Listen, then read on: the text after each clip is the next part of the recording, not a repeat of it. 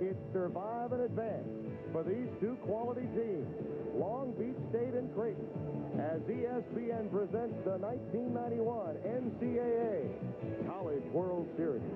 It is Game 10, the 6th seed, Long Beach State, the 49ers, against the homestanding Blue Jays of Creighton. The standings in the West Division, you see Wichita State, they are in the catbird seat. They are awaiting the winner of this game on Thursday night. The loser will go home. With me is Steve McCaddy. Hello, everyone. I am Tim Brando. The ever-changing emotions, and particularly for the home team when you lose it in 12 innings to a team that you've lost to 7 times, it couldn't be easy for Jim Hendry preparing his team. Well, the coach said today, Coach Hendry said, hey, we're very down, but what we're going to do is go out, hit and run, get things going early, try to get the fans in the game, bring up the players' attitude. Now, when you look at Long Beach State, they have not played picturesque baseball. Their pitching staff has surrendered 20 runs in the first 2 games, but the good news for Dave Snow, there are only 5 teams remaining. He's in that number. And he's very happy about it. He says, all I want to do is overcome my mistakes, go out there and have a good time, and we'll just make adjustments as the game goes. Now, when you start talking about pitching, he obviously needs some. He's going to go with a tall left-hander. Dennis Gray, this guy, they call him the Beast, Raw Beast, better known as the Undertaker. He's got extremely good stuff. He's either on or way off, and he's got his own personal catcher in there, Eric Vargas, his nickname, the Paul Bear. The top billing for Creighton, its pitching staff has already been seen. Of course, Bennis was pitching last night. They're going with their 3rd starter tonight. He's got some heat. He's got good gas. He throws the ball about 90 miles an hour. He's the kind of guy that's so erratic that he can be great the whole game or either out of there early, and they hope he gives them some innings tonight. Eric Maloney will need to have a very big game for the Creighton Blue Jays. 18,000 plus will be on hand. The emotional edge, that will be the catalyst for one of these 2 teams tonight in Omaha, Nebraska, as the College World Series continues.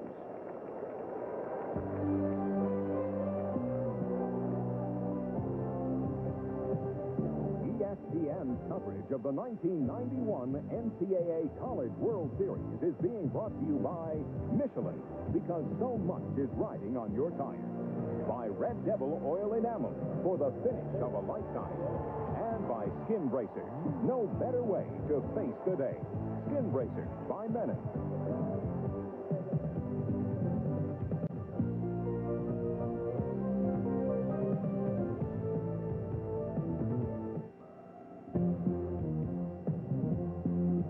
Your U.S. Air starting lineup for the Long Beach State 49ers under head coach Dave Snow. Leading off and playing second base will be Lamar Rogers.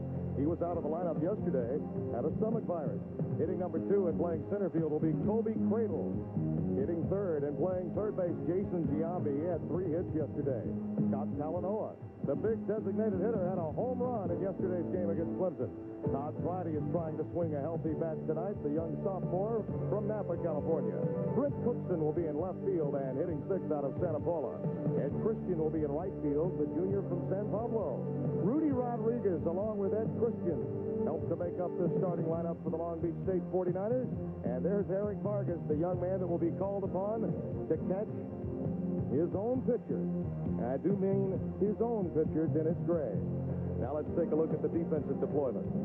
Defensively in left field, it will be Rick Freeling. Lots of range out there, good defensive player. In center field, he was drafted yesterday by the San Francisco Giants in the 8th round, Drax Jones. In right field, another draft choice, Steve Hinton. He was drafted 8th by Kansas City. At third base, another draft choice, Scott Stahovac, drafted in the 1st round by the Minnesota Twins. At shortstop, we have Bobby Langer. He had a tough year, lots of errors, 29 of them to be exact. At second base, we have Mike McCafferty. He's the team leader and also the team captain. At first base, we have Chad McConnell. Very strong over there, good hand. And at home plate, we have Ryan Martindale. He was drafted by the Cleveland Indians in the 13th round. He has a 1,000 fielding percentage.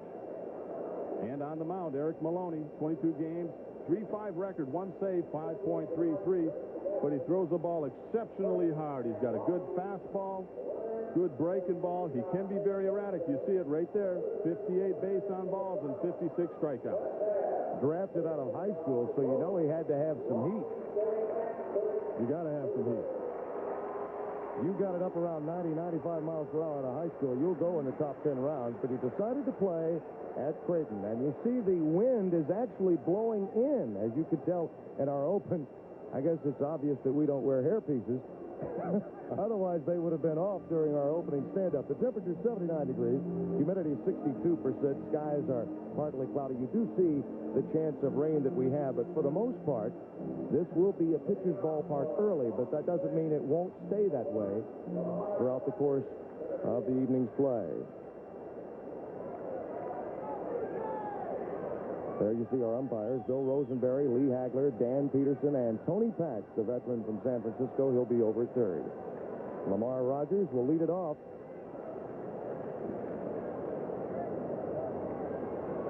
.365, 1 home run, 33 RBIs.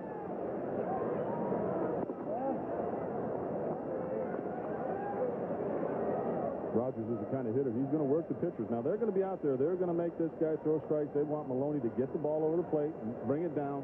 You don't swing at bad pitches. You start chasing them early, it's hard to stop. Right away, 2 balls thrown. Getting behind early. We've seen much of that in the College World Series. Well, the one thing about a guy that throws a little harder than the average fastball, if he does get behind, he can come in with a pitch, and he's got a chance of getting a pop-up. But not if he throws the pitch up in there.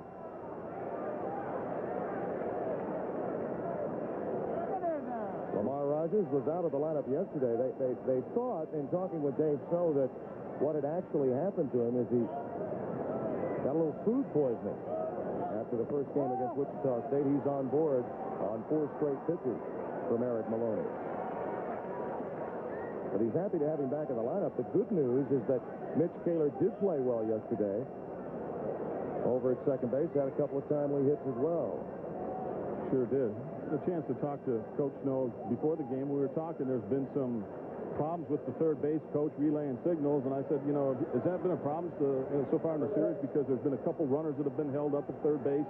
Yesterday, one of the runners goes past your coach and he's putting his hands up for a sign. He wants to know what's going on. He says, oh, did that happen? Well, I'm going to have to go talk to him and chew him out. I better start telling him to give the guy a sign. Yeah, I recall that. It was Eddie Christian coming back around third base when the score was 10-8. Long Beach State desperately needed that run. This is Kobe Cradle. 300, 1 home run, 26 RBIs. Kobe had a couple of hits yesterday. Everybody had a couple of hits yesterday in that 12-11 encounter against the Clemson Tigers. 6 pitches and 6 balls out of the strike zone. And right away, you see Martindale out to talk with his right-hander. You got to go out and settle him down. It's a big game for them. I'm sure he's very excited. Most power pitchers and most good pitchers, it takes them a few innings to get the flow of the game, to know what their stuff is, and he's just overthrowing the ball right now. Cradle, he'll chase a bad breaking ball. You really don't expect this guy to bunt, even though you might lay it in there 2-0. He likes to swing the bat. He gave him the strike up in the zone. I don't know. That may have been a reach. This is a liberal strike zone in college baseball, but this one really floated up above the belt. Yeah, but watch the hitter duck the pitch. He tries to duck the pitch and stands up. It's waist high. When the hitter tries to duck down below the pitch, the umpire automatically, or I shouldn't say automatically, but a lot of times he'll give that pitch back to the pitcher. 2-1. A little low. It's 3-1.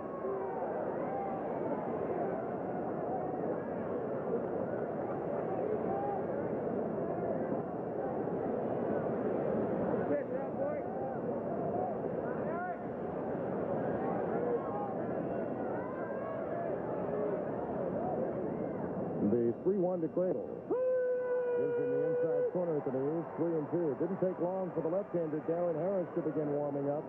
He's always around the plate. Has seen some action already in the College World Series for Jim Hendry's ball club. Henry said he's not going to go long with Maloney. If he's wild, if he gets in trouble, he will be out of the game. 3-2 is the count. No one out. Top half of the first. Inside out swing into left. Freeling with plenty of room. Makes the catch. 1 away. That should help Maloney a bit. It's going to help him. It's hard to hit and run on a guy like Maloney. He throws a lot of balls up in the strike zone. He has a good fastball. You put the hit and run on. A guy like Maloney tends to get a lot of fly balls. So it's tough to hit and run on him. Jason Giambi. That average all the way up to 411, the sophomore from Covina. Well, what a postseason he has had. He's been tremendous. He's getting key hits, making great plays down at third base. Very impressive.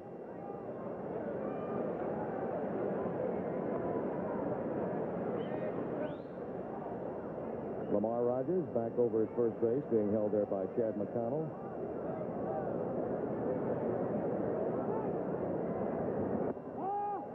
The dimensions in this ballpark.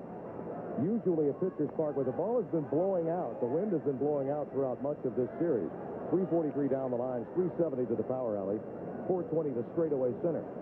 For the moment, the wind is blowing in, but toward left. So the pitcher will be helped early, but perhaps not late. There's a strike call to Giambi, the hard one down and low. Good for Maloney to come back right now. He has to come back strong. After the loss last night, the thing you don't want to do is go out and give up a run or two in the first inning, get you in a hole, and the guys are trying to get their spirits up and then give up a couple runs. That's just something you don't need. Breaking ball up in the zone, 2-1 the count. Hey, it is very important for this Creighton team to come through the top half of the first inning unscathed after what happened in the 12th against Wichita State. They need to jump out early. That man, Jim Hendry, and the rest of that club, it's very difficult to forget losing a game the way they lost that game last night. Hendry, you could tell in our conversation with him earlier today, he's taking it hard himself. He had Stahoviak in the hole. He would have come to the plate with 2 down.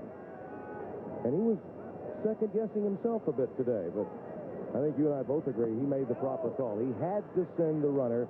Oddly, of Wichita State just made a tremendous throw. Oh, he did. In that situation, you have to make the guy make a perfect throw. You have to force the outfielder, the center fielder, to get the ball on line. So what are you going to do? You hold guys up at first and third. That might be your only chance to score the run. A ground ball double play, you're out of the game. So he had to send him. It was a close play. Augie just came through with a great throw. And Stahoviak may not have gotten to the plate had there been a double play ball. That one is golfed into left field. Back goes Freeling near the warning track to make the count. 2 down. Good indication that Maloney's throwing the ball hard. Both balls that they have hit have been to left field. And when a guy's throwing hard, getting a lot of fly balls in the opposite field, you know he's got some pretty good cheese. Capacity crowd still making their way in. 18,209 were here last night. And here's Scott Talanoa. 391, 12 home runs, one of those coming yesterday.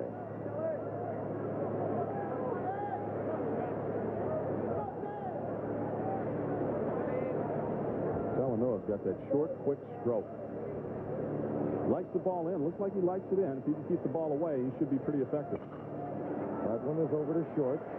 Langer boots it. Now, you mentioned he's had his share of problems this year. 29 errors. That'll be 30 right there. It's tough to have middle infield that's not real strong. And 30 errors is not strong. You've got to have guys up the middle. You've got to have your strength up the middle of the field. Could be out of the inning right here. It's just a routine ground ball right there, and Langer just takes his eye off it, trying to toss it to second base and boots it.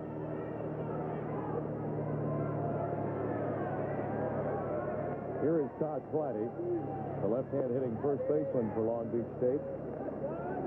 And with an emotional pitcher like Maloney, that's the one thing you don't want to do. Is when he gets a ground ball or any sort of chance at an out, you want to make the play because he'll lose his concentration real quick, and you just have to help your pitcher out. Maloney came out of the doldrums a bit yesterday. He did get his first base hit of the series against Clemson. Maloney, just a freshman, Carmel High School, Gilder, Illinois.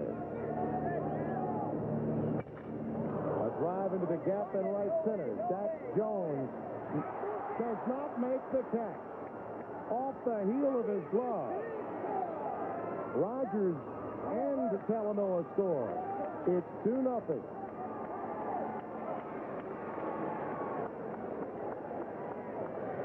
The nightmare may just be beginning for Creighton. Here's the pitch to Freedy. He hits the ball real well. Now you're going to see Dax Jones. Now the ball's coming back to him, and it's an easy catch. It goes in and out of his glove and just doesn't make the catch. Another look at it. Off the heel, out the top.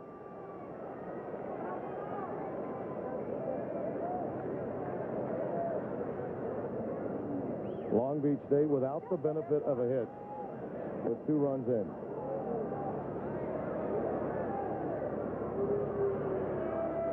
They are ruling that a hit, and that is a hometown score. I mean, he had the ball on the heel of his glove, plenty of time to get over there. I could hit 400 in this town if I could get some rulings like that if I'm playing.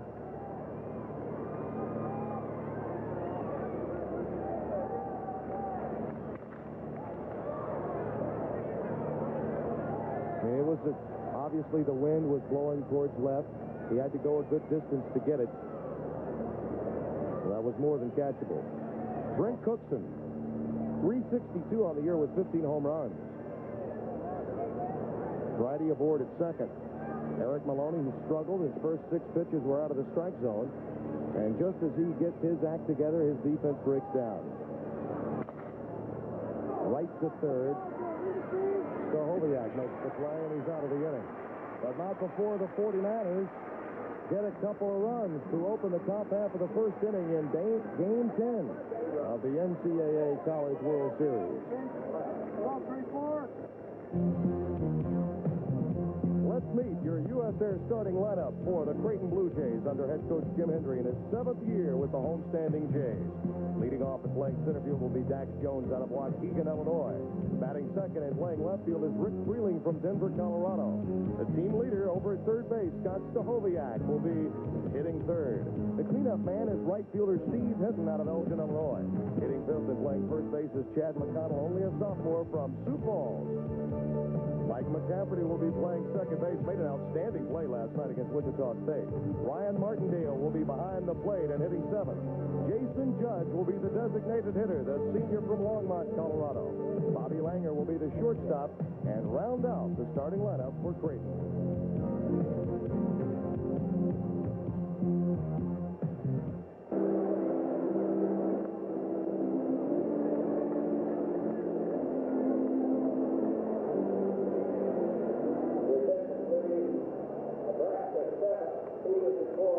Defensively for Long Beach, it will be Brent Cookson. He was drafted by the Oakland A's in the 15th round. Out in center field, Kobe Cradle. Probably got the best arm on the team and great range. In right field, it'll be Ed Christian, another guy that has a cannon and good speed. At third base, Jason Giambi has a great College World Series so far, hitting .411, just super fielding. Shortstop, Rudy Rodriguez. Very steady, but he has a sore arm coming into the game. At second base, Mitch Taylor. Check that. Lamar Rogers, who missed yesterday's game with the flu. He's back tonight. First base, Todd Preedy. Not very pretty, but he gets the job done. Behind the plate, Eric Vargas. Now, this is a guy they say could start for most any other college team, but he's the third catcher on this team. You see the pitcher, Dennis Gray. He was drafted in the 3rd round by the Toronto Blue Jays, nicknamed the Undertaker. Got great stuff, good fastball. 50 innings, 51 hits, 6 home runs. His key is base on balls 51. He struck out 54. Dax Jones takes the strike. Dax, a communications major out of Waukegan, Illinois. 372. These batting averages for Creighton are absurd. I mean, they are unbelievable. You hit under 350. You don't know if you get in the lineup. No wonder some of these ERAs are so high. Everybody can hit in this league. That's over to Rogers. Good play at second. One down. He has good range, particularly to his right. Now, that time he went to his left, and it's rare that you see a second baseman that can go to his right with as much range as his left. He has great range to his left right here. Like most second basemen, they can get the ball on the grass and turn to make a throw, which he does. It was just a very good play right there. Got over there quick. Feeling a little better today.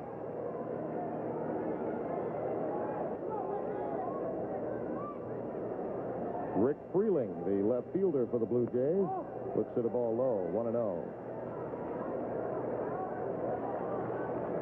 Freeling had a bad game yesterday.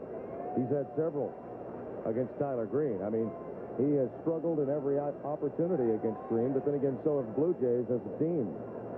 So after he has a bad game, he usually comes back and has a good one, though. He only hit .450 in the West 1 Regional. A good fastball right here, down. Not inside, just down. A good pitch.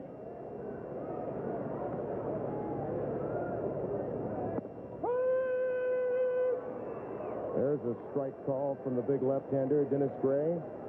Dennis Gray is also going to feature a split finger.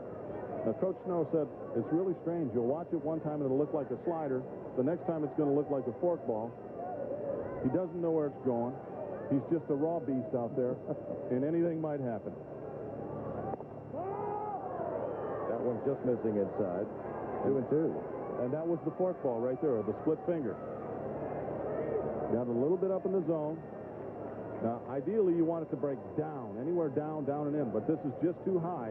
Still a good pitch right there, but he doesn't get it. Got him with the heat out of the strike zone. So the junior from Banning, California, Dennis Gray, gets the first 2 outs in the home half of the first inning. Now, look at this leg kick. That's a high leg kick right there. And fastball down and in. It's hard to time a guy. There's very few people that can do that. Ruben Sierra and some other players in the big leagues that lift their leg up like that. But to me, that's very hard to do. Time a guy that throws hard and then gets the ball down. But then I'm an out of here, so. Got Stahoviak.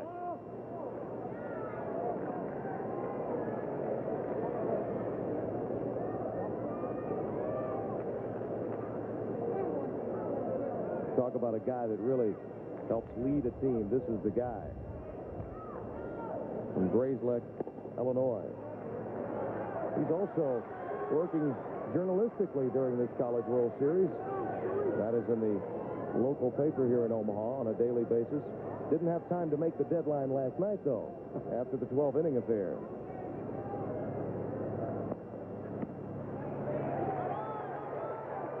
It's a great thing, though, for these young guys from Creighton and for the entire city of Omaha to finally have a home team in the College World Series.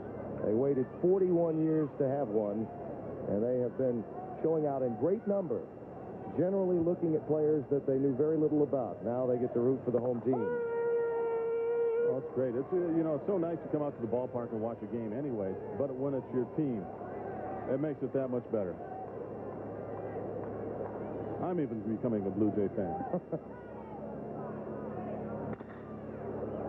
Late foul out of play down the third base side.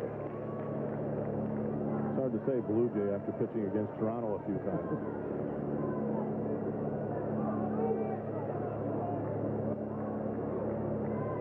Count is run to full. It's 3-2 with 2 down. Long Beach State with 2 unearned runs off of Eric Maloney in the top half of the first. Stahoviak will step out.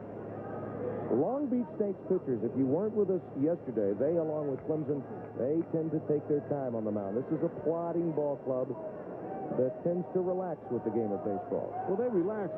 Coach Snow said that wasn't by design. That was just Whitaker didn't feel good. Little chopper right back to Dennis Gray. The Blue Jays go quietly. 1-2-3 in the bottom of the first. It's 2-0 Long Beach State after 1 complete.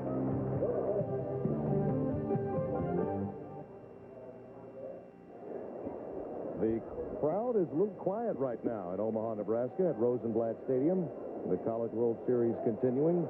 Game 10 in the top half of the second inning. And the reason it's so quiet is because 2 unearned runs scored for the 49ers. And it opens with a base hit, as the second does, with Ed Christian singling to center. Christian's been the hot hitter the past 3 weeks for Long Beach. He's a better hitter left-handed, switch hitter. He just got a fastball out over the plate. Guys throw hard, you go with the pitch, you hit a solid line drive, base hit. Now the crowd trying to pick up their Blue Jays a bit, clapping in unison.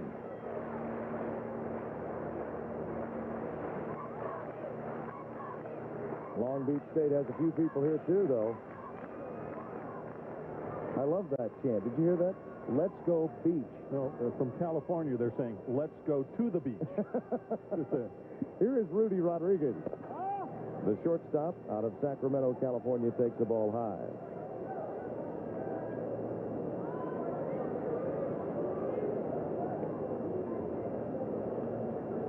Maloney struggled. 6 of his first 7 pitches were out of the strike zone. That pitch was called for a strike back in the first, and it helped give him a little confidence. He got the ball down in the zone afterwards, and then the defensive breakdowns occurred. Obviously, Maloney doesn't need to be squeezed. You see Christian, he will run. 18 steals out of 21 attempts, but this is what Maloney needs, is the umpire to widen that strike zone up. He's not going to throw 2 pitches in the same spot in a row. Umpire just has to call the pitch where it's at. Bill Rosenberry, when it's called, it stays called. He'll let you know. Rodriguez squares the bunt, and the pitch is up and away for a ball. 3-1 the count. First couple of innings of a college baseball game, very important, because during that time, the pitcher is trying to find the zone of the umpire. The umpire determines that zone the first couple of innings of a ball game. Usually it's a liberal one.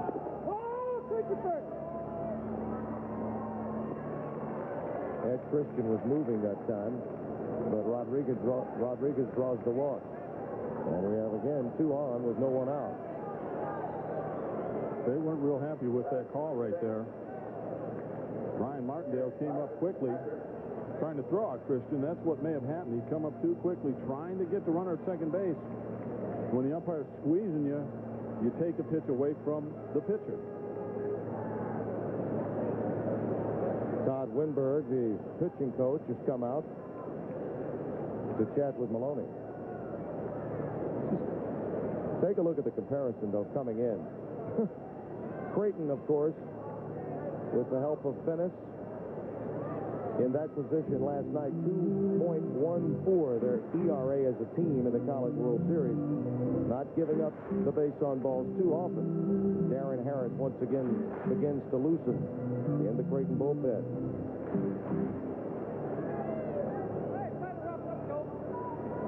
It's another reason, too, that the loss to Wichita State was so heartbreaking, because had Creighton won last night's game, they would have been able to go back home and enjoy it for a couple of days, not playing again until Thursday, giving their top 2 pitchers an opportunity to sit and rest.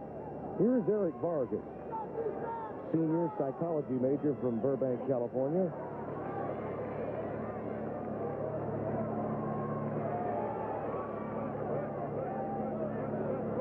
Squares to bunt, and it gets away. Martindale tried to keep it in front. That ball bounced, though. That was no short hop.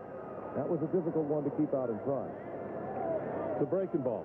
He squares around the bunt, and he gets a breaking ball. Maloney has a tendency to really overthrow it, and when it's down low, it's down in the dirt, breaks hard in the dirt. Martindale did a good job just to keep it where it was. He's lucky it didn't get over his head. Once again, he comes out to chat with Maloney. He's just trying to get set on pitches here. He's going to tell him, now, if we're going to get a breaking ball, I do not want you to throw it down in the dirt. But if we square around for a squeeze bunt, where are you going to throw it? Throw it up and away, or to a right-hander, up and in. Yesterday's hero, Willie Speakman, behind the plate, out of the lineup today because the Undertaker wants his catcher. Eric Vargas takes the strike. Eric Maloney, as you mentioned, the nickname The Undertaker. I guess he watches the WWF. Oh, they are big WWF fans. They met Hulk Hogan in the airport. They said it was great. The Hulkster signed a lot of autographs. On the outside corner at the knees, and the fans respond. 0-2 the count. Christian down at third, and Rodriguez at second. Nobody out, top of the second. Long Beach State with a 2-0 lead.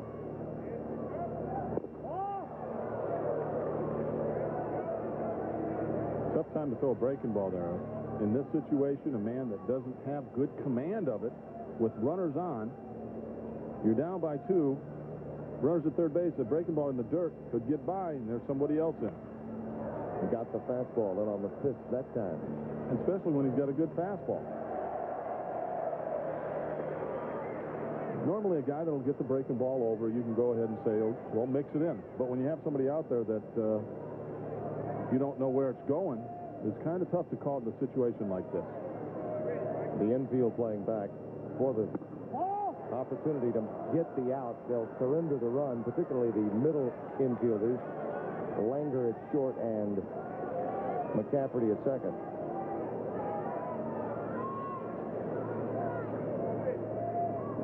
The 3-2 to Vargas. Chop right to the first baseman McConnell. He comes home. They got him.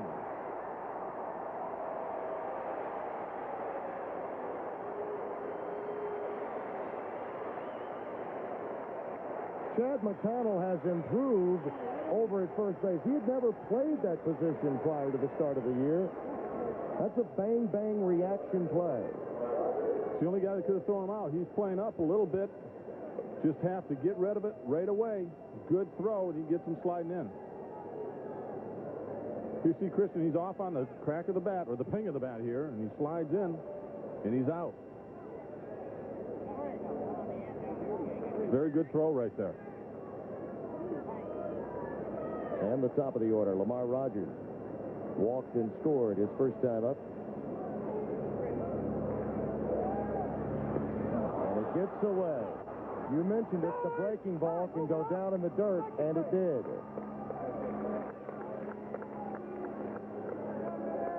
Rodriguez scores, and it's 3-0. Now, this is so bad, I can't even tell if it's a breaking ball. It's just a fastball. He throws straight in the dirt. I mean, Martindale has no chance on that.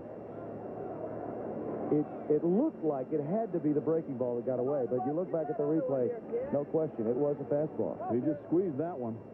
Usually when you see the ball bounce in from that distance, it had to be the hook that only went about 35 to 40 feet. We call it the 56-foot curveball, usually. He just comes back with an 88-mile-an-hour fastball. Rogers right back to McConnell. 2 down. And Rodriguez advances over to third. Check that, Vargas rather than Rodriguez. I beg your pardon. That ball has some funny spin on it going down to first base right there off the end of the bat. Sure did.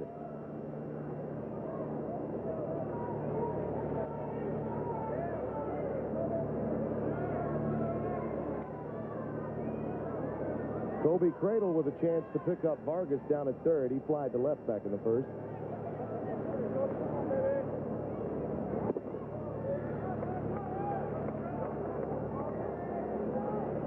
Cradle, line drive hitter. Spray the ball around the ballpark. He'll chase some pitches.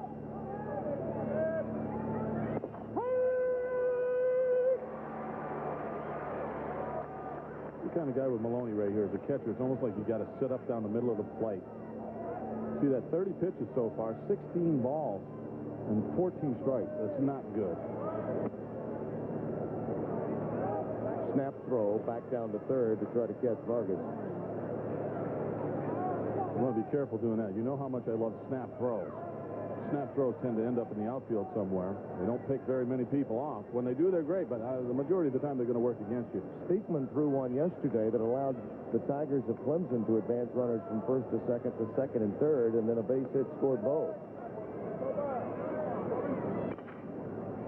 chopper again towards the first baseman, fielded by the base coach. There you see Dave Snow. Boy, he's been here a few times. Laid back attitude to the game of baseball. He's been here as the head coach of Loyola Marymount back in '86. And then, of course, since taking the job at Long Beach State, he's made it to the series on 2 occasions, including this year.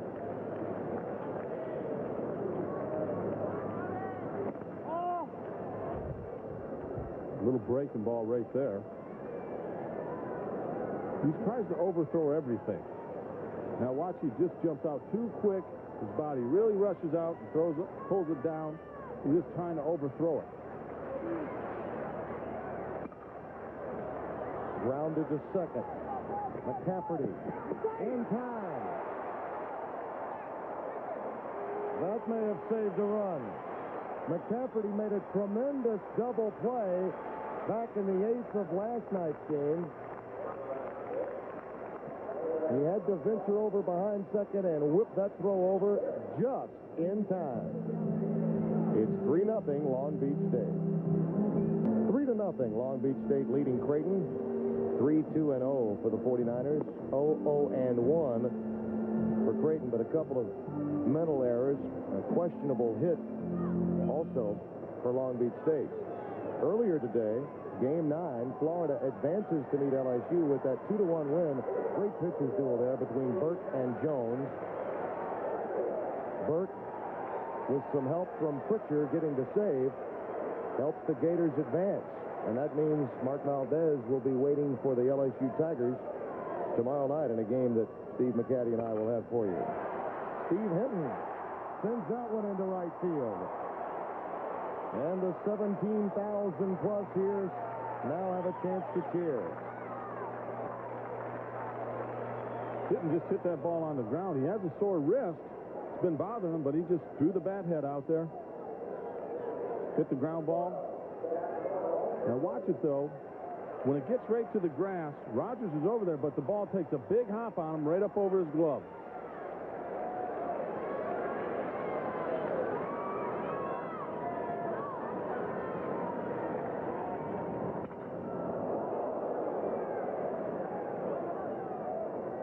Jim Hendry told us earlier today that he would try to make some noise early, try to get the crowd into it. Now, remember, it's 3-0. His team trails. Chad McConnell at the plate, hitting .346 on the year. Hinton is a pretty good runner. Well, the problem being, McConnell's a streak hitter, which means when he's hot, it's great to do things, but when he's not, he swings through a lot of pitches.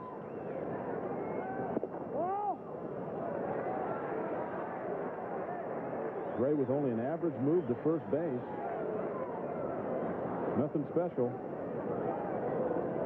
Coach Snow said, I was just talking to him. Right before the big game, we're sitting there talking. I was getting ready to play cards with him or something like that. Oh, there's nothing special. Except a little heat. Jim Hendry.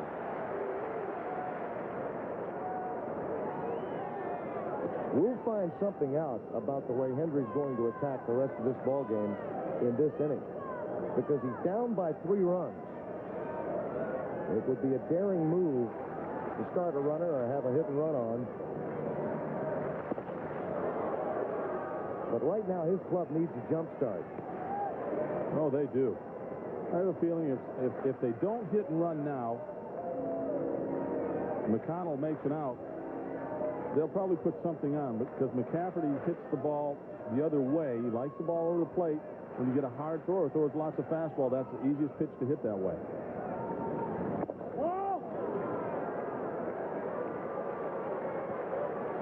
Well, if I'm out there pitching, I think they just threw me out of the game. That pitch was right down the middle of the plate.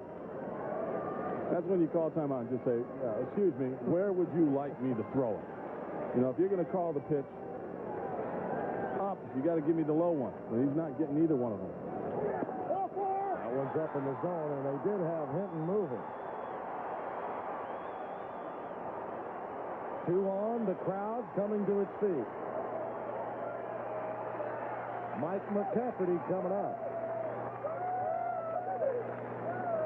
Well, they are breaking attendance records with every passing day at this College World Series. As This is great. We had to come out early today just to beat the rush. Mike McCafferty, the senior captain of this ball club, 359 on the year, 11 home runs, 52 RBIs.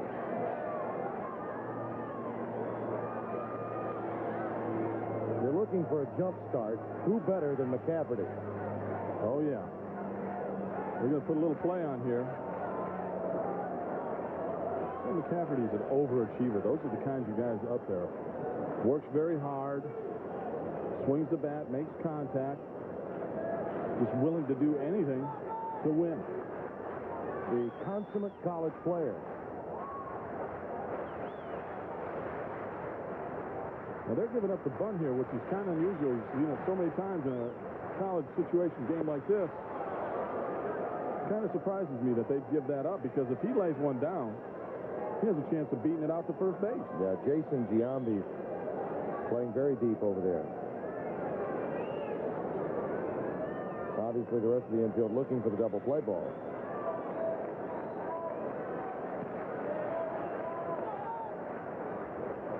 The 0-1. Breaking ball up. 1-1 to count. So McCafferty put the bat out like he was going to drag bunt down the third baseline, pulled it back when he saw the pitch was going to be a ball.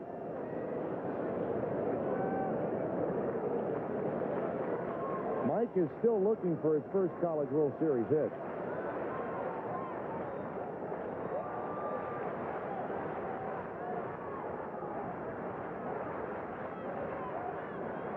They want to keep Hinton as honest as possible over there. Keep him close to that base hit. Keep him close to the bag. He may not score on a good solid line drive.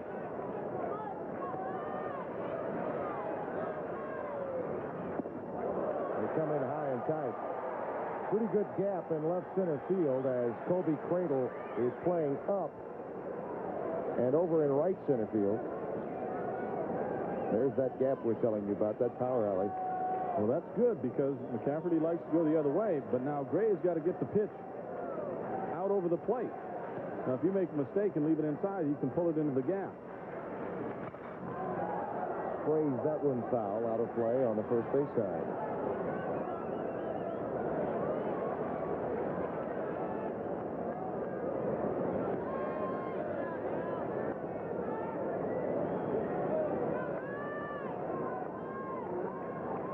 Two the count. No one out. 2 on in the second. Race down the line and left. In comes Hinton. Hooks him to the wall. 2-run score. It's 3-2.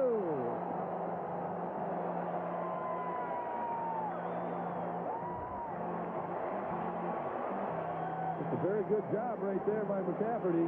They've been trying to pitch him away. As it said, if you make a mistake and throw it in, everybody shifts it. You see Giambi at third base.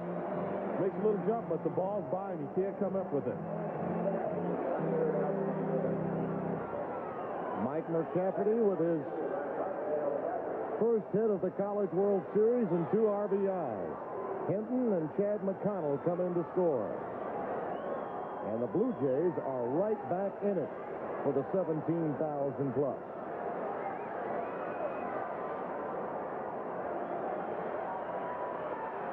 Ryan Martindale, the senior catcher from Omaha. Still nobody out.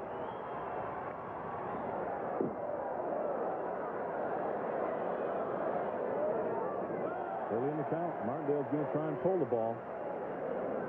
This situation right here, you'd like to see him stay back and try and get a ground ball to the right side to be able to advance McCafferty.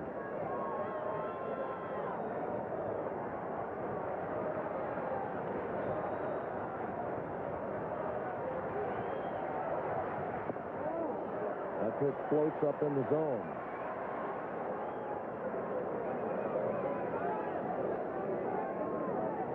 You see the room on the line. Giambi.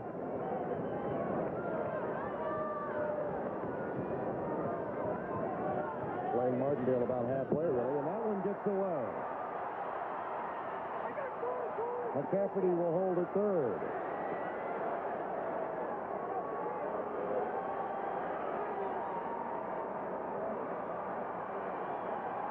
This is just a fastball that takes off. Watch it way inside. Vargas just can't come up with it. He's sitting on the outside part of the plate, and when the ball takes off like that, hard time catching it. He almost acted as if he thought the breaking ball was coming because his glove really didn't react as quickly as you might think on that fastball that did ride inside. You could be right. I'd be surprised in that situation if they want to throw him a breaking ball. He hasn't thrown one in so long, but that could be what it was. He stayed in that crouch for quite a while. Andy Krogan beginning to warm up for Long Beach State. He's the only pitcher that has a great deal of experience that did not throw in the game against Clemson. Dave Snow wanted desperately to keep from bringing him in the game, and he did. He beat Texas back in the regional. And let's face it, Long Beach State has not pitched or played that well in the College World Series. But Dave Snow's team had perhaps the most difficult road. They had to go to Disch-Falk Stadium in Austin, Texas, beat Texas, the top seed, and then beat Oklahoma State in the championship. Well, it shows you they're a better team than what they're showing. And when you have to go out and get through, you get to the point in the College World Series where you're almost looking for bodies and just anybody to throw out there when the pitching goes south on you.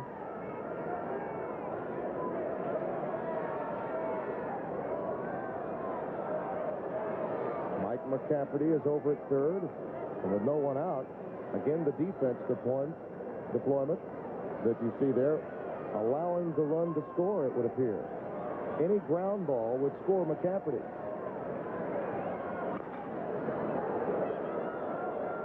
You and I have talked about this before. It just goes against my grain to give up a ground ball, a run on any sort of ground ball. You could have the infield playing in like in double play depth. If the ball's hit halfway hard, the guys have to play at home plate. I don't necessarily disagree with your point, but I believe that many of the college coaches, when they know they don't have their number one or two pitcher on the mound, they just want the out because they feel that their offense will come through with enough runs. They don't want to bring in the number 3 or 4 pitcher in the second or third inning. They'd like to hold off, get as many outs as possible. And a guy like Krogan, Dave Snow would rather see in the 7th, not the 2nd. The 3-2 is up for ball 4.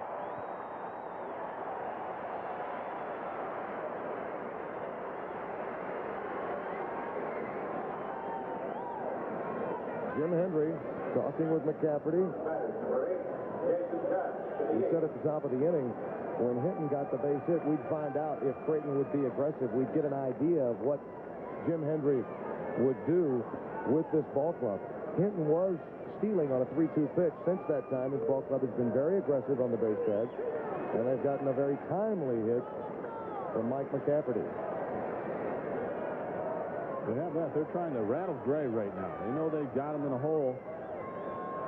And they're going to try to do some more things, I'm sure. When you get a guy out there that's wild anyway, you try to put as much pressure on him as you possibly can.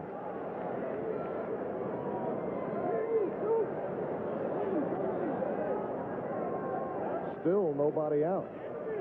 Bottom half of the second inning. Dennis Gray working. That one's off the end of the bat to Plotty. And he throws it away.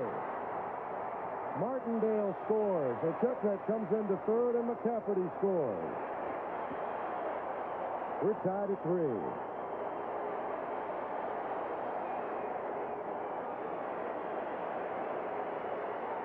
I'll tell you, Todd Pride, he didn't make a very good play on this. He gets a slow roller to him. He just worried about turning 2, or I'm not sure, but he just sidearms one down there. And Rudy Rodriguez has no chance. Now, you just come over the top, but he has to try and sidearm it, and that ball misses by 4 feet. You just got to realize the situation. You're not going to get the guy at first. Just make a good throw and get one.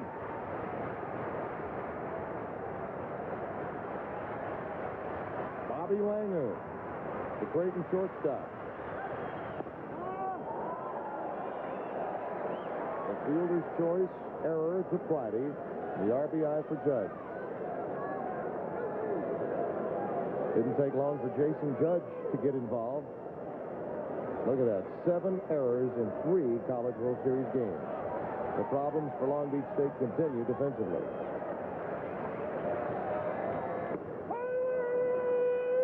Coach Snow was certainly worried about that. He said, all I want to do is just try to go out. That's all we've done is overcome our mistakes. They're going to have to do it again. I don't believe this team has played like this all year, and they could be feeling the pressure, but they're just not playing well defensively.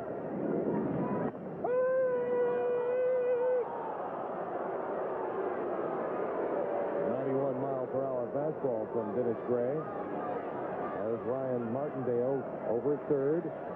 Jason Judge at first. Still no one out. 3 runs in for the Creighton Blue Jays in the bottom of the second.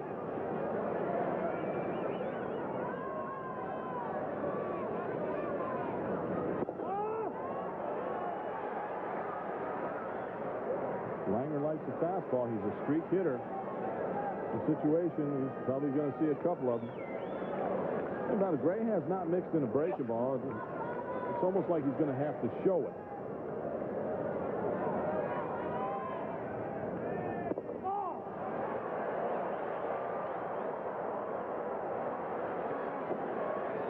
Tough to call a breaking pitch when the guy's not getting anything over, but you have to go to it. If you're missing with your fastball, you got to try and throw something else.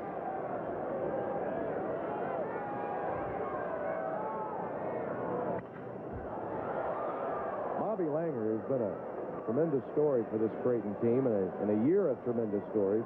You see Andy Krogan now joined by Jim Griego, who pitched so well in relief. Clearly the best pitcher of the afternoon for Long Beach State yesterday against Clemson. Getting back to Langer, he missed 10 days earlier in the year with knee surgery. He was a career .275 hitter before the season. Now up around .340. Runners at the corners in the 3-2. Got him. That was a good pitch. Outside corner, well within the strike zone range, and he would have been called out had he not waved. It's a good fastball right here. 89-mile-an-hour fastball. Down and away, left-hander. Very hard to come up with that pitch. Boy, I'll tell you what. It's obvious that you can see Gray's got a lot of talent. Good fastball. Tall, strong guy, should get stronger. Dax Jones takes the fastball up. Well, he surrendered a couple of walks and a couple of strikeouts as Dennis Gray. As you see, Jones in the series 3 for 12. Lamar Rogers made a nice play on his ground ball to second in his first at bat.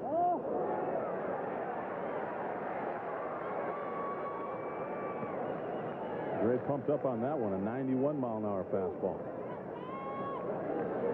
You'll recall it was Jones that dropped the ball in center field. It was ruled a hit, but he does have a chance for redemption here with runners at the corners.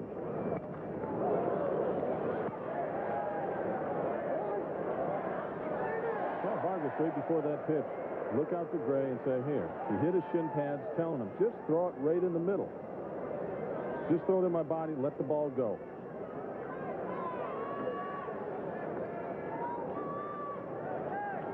Two and one the count to Dax Jones.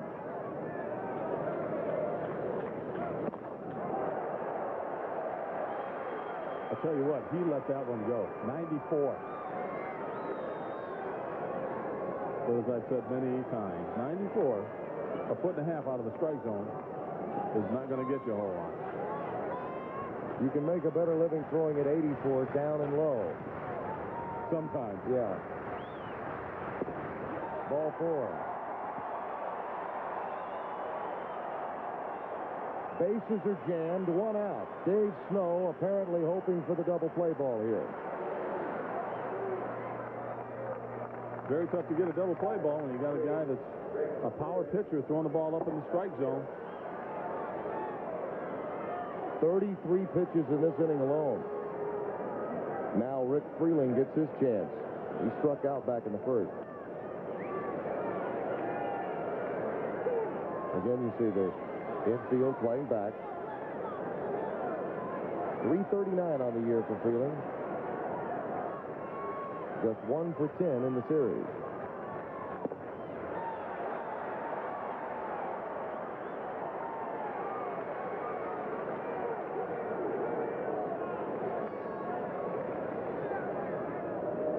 Creighton had some big innings in its opener against Clemson back on Saturday afternoon. They may be in the midst of one here. And after the errors they committed to surrender the runs they did to Long Beach State, this is exactly what Jim Hendry had to have. Because without a big inning, and this crowd growing ever quiet, it would have been very difficult for his ball club to come back emotionally after that loss they suffered last night.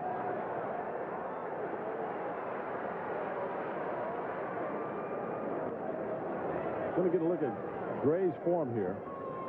Now, he's very tall. He's going to have a long windup, lifts the leg up. And he lands on his heel. He doesn't get his weight out on the front and follow through. He ends up across his body.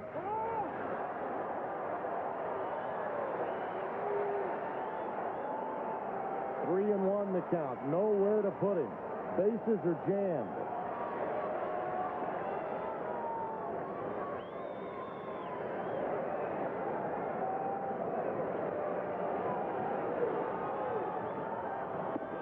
Ball 4. It's 4-3 Blue Jays.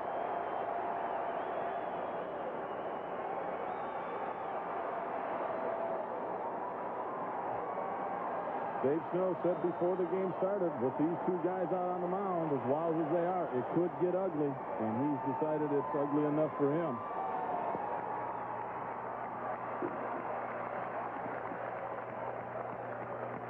They'll make the change. It appears to be Krogan that will make his way in.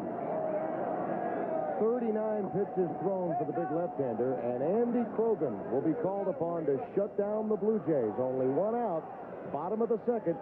The homestanding Jays have the lead by 1 run. Creighton leading Long Beach State by a score of 4-3. And the starting pitcher, Dennis Gray, is gone, and Andy Krogan comes in. You see the ERA and the 9-2 record. Winning pitcher in the regional against Texas, as we mentioned. He's had some shoulder problems. But the young man from Yorba Linda, California, needs to come through here with the bases loaded. He'd like nothing better than a double play ball to get out of the inning.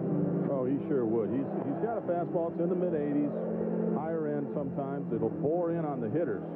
He's got a good slider, very tough on right-handers. And he's got to get that pitch over right now because he's got to get a pitch down in the zone that they're going to hit on the ground to get a double play. The bases are loaded. Jason Judge, Dax Jones over at second, and Rick Freeling at first base.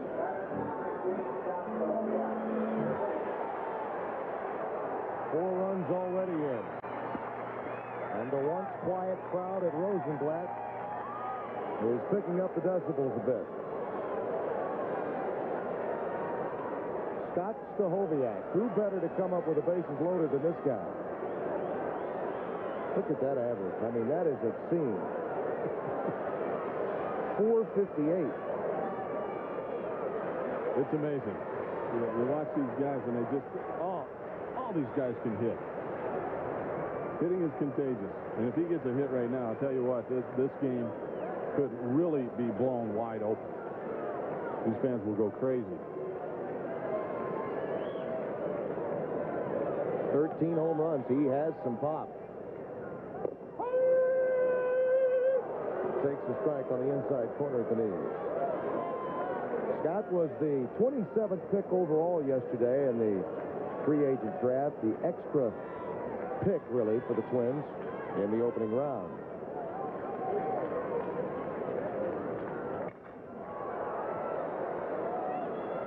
Inside-out defensive swing there. It's 0-2. That was a pretty good fastball by Krogan, 90 miles an hour. He's got a good arm. Tough situation to come in right here. Got to throw strikes. He can do it. a good time to sink the ball down the lane, try and change speeds, get them out in front, hit something on the ground. The 0-2. 252 career Ks in 3 years for Krogan. If you don't get the double play ball, you wouldn't mind a strikeout. You'll take a strikeout.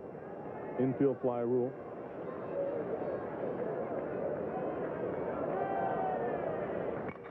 Chopper right back up the box. It will be trouble. 2 runs may score. The throw not in time. Freeling goes to third as Dax Jones aggressive on the bases. Jim Hendry just keeps on sending him around.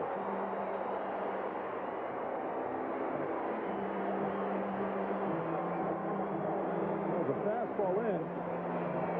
Stahovic just hit a chopper that Krogan went up and tried to get. See the fastball? Krogan right off the end of his glove. You see the crosses over, Rodriguez crosses over in front of Rogers, and now he's making a strong throw home. It's in the dirt. Dax Jones scores. Jim Hendry said he was going to be aggressive. He was aggressive. He never stopped waving Dax Jones. The third first move. We've seen a few of those in our time. As Steve Hinton comes to the plate. The Jays have batted around. He started the inning with a single to right. Scored on McCafferty's double. Hinton singled, then McConnell walked. McCafferty doubled in the 2. Martindale walked. Judge reached on Frida's wild throw. There you see Rodriguez cross right over in front of Rogers. Now Rogers sees that the runner's going. Jones, and the throw is just late. Vargas almost trips him right there, and actually he does. But they're running now. Still only 1 out.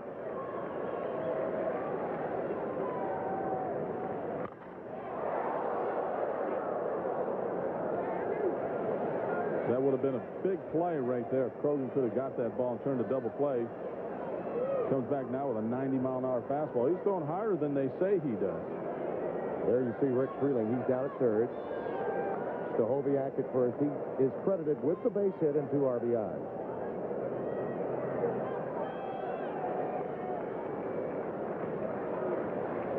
A 6-run inning to this juncture for Creighton. Hinton lifts it to left. Cooks in his back, and it is gone. Steve Hinton.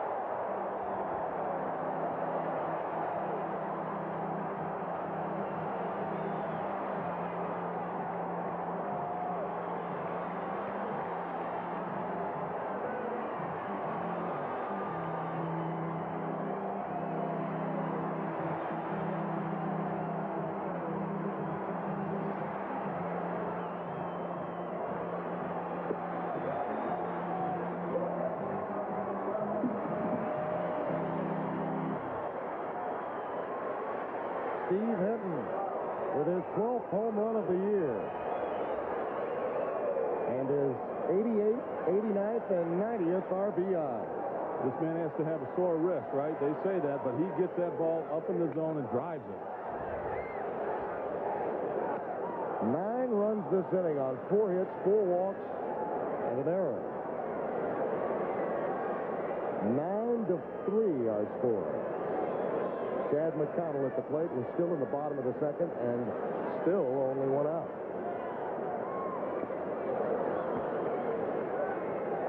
Andy Krogan being roughed up here. Tough position to bring him in, though. The base is loaded. You have to go against Stahoviak, who only happens to be the most consistent hitter on the ball club, and then Hinton touches him up for the home run. It's a tough situation, but you see Hinton right there getting a hug. Blue Jays single-season record. It's a tough way to come in, but that's what you got to do as a reliever. He missed the ground ball double play. Could have got out of it. McConnell walked and scored in this inning on the McCafferty double.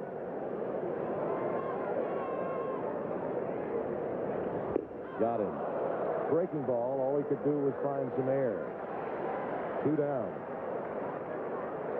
Good breaking ball right there. And you can take that look down the Long Beach bullpen, and there's nobody throwing. So if you're Krogan, you say, I'm going to be out here for a long time, so I better start getting some people out.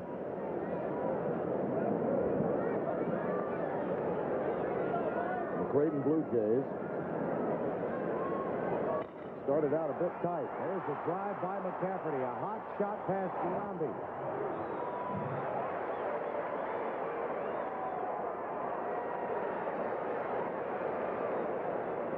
I'd say they're getting a little loose now, though.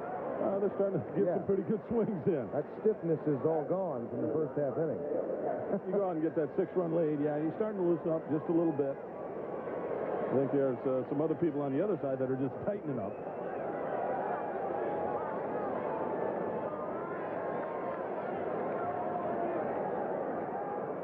Ryan Martindale. At the plate for the Blue Jays. He walked this inning. A drive to left again. Will the park hold it? No, now wait a minute. The fan in left field reached out and grabbed it. I don't know. That should be interference. That should be a double. They should give him 2, and that should be it. And that's what will happen. Very quickly, Bill Rosenberry out there to make certain. A year ago, those bleachers were not out there. It was a high wall with advertisements. And he gets a fastball. He turns on it. Now watch the catch. There you see the glove, and it's below the wall. And that fan snow-coned it a little bit. He's a happy guy right there. Yeah, home run. Good play. Cost the team a run right there, but good play. I'm sure he's figuring on more offense from the Blue Jays the rest of the way. If it were a one-run game, he wouldn't be quite as proud of that catch. But in college baseball, I mean, there are a lot of innings left to be played. We sat here through a 3-hour, 57-minute, 12-11 game yesterday. Get another shot at the catch. There you see the young man with the glove lean down. Would have been off the wall. It's a great backhanded stab right there. Embry may recruit him.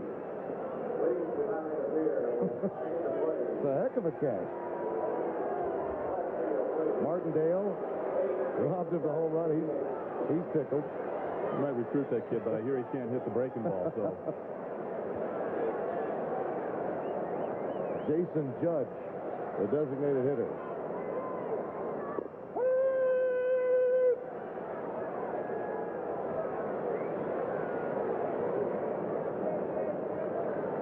Big inning. And don't you know, Eric Maloney is enjoying watching all of this. I'm sure he is, but this is a guy that can go south on you in a hurry also. So I'm sure that Creighton knows that, and they're going to keep trying to pour it on. Judge reached on a fielder's choice when Friday threw the wild throw into left center field, you'll recall, on the ground ball. 55 pitches thrown by Long Beach State pitchers in this inning. Obviously, Gray with 39 of them. Now 15 have been thrown by Andy Grogan. The inning has been so long. There's so much offense that I've run out of ink. I've had to change pens. Marty Aronoff, our statistician, is running out of a book after yesterday's game. Grounder to third. Giambi comes up with it. Finally, the Blue Jays are retired. But they get 9 runs. 6 hits. An error by Long Beach State. They're on their feet in Omaha.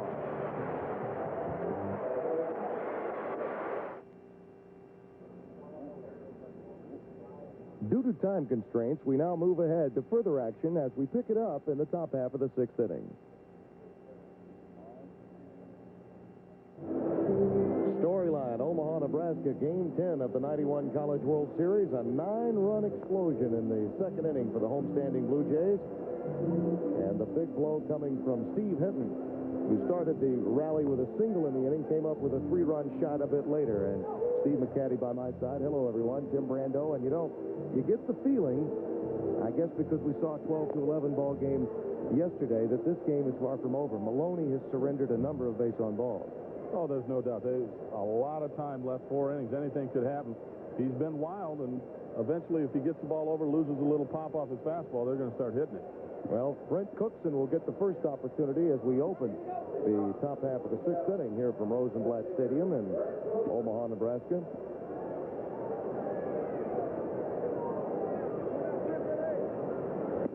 And he takes the ball up in the strike zone. You excuse me if I do a little house cleaning here after you spilled a drink all over my stuff. I was just trying to get your jacket. Yeah. Cookson grounded to short in the first and then walked in the third.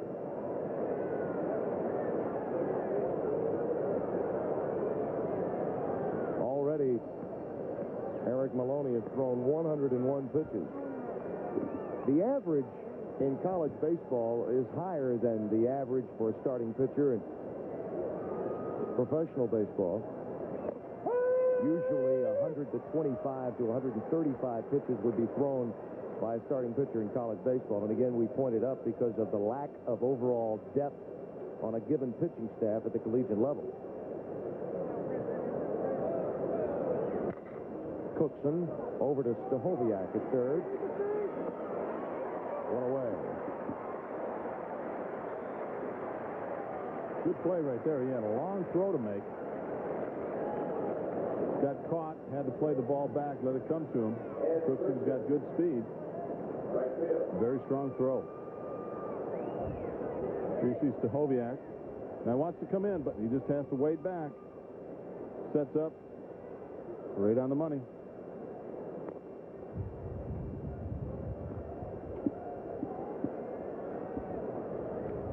Eddie Christian, the Long Beach State right fielder. Switch hitter.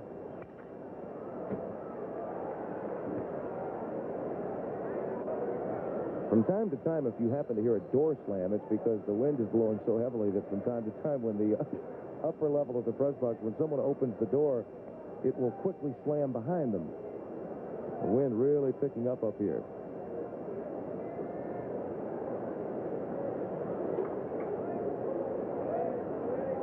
The 1-2.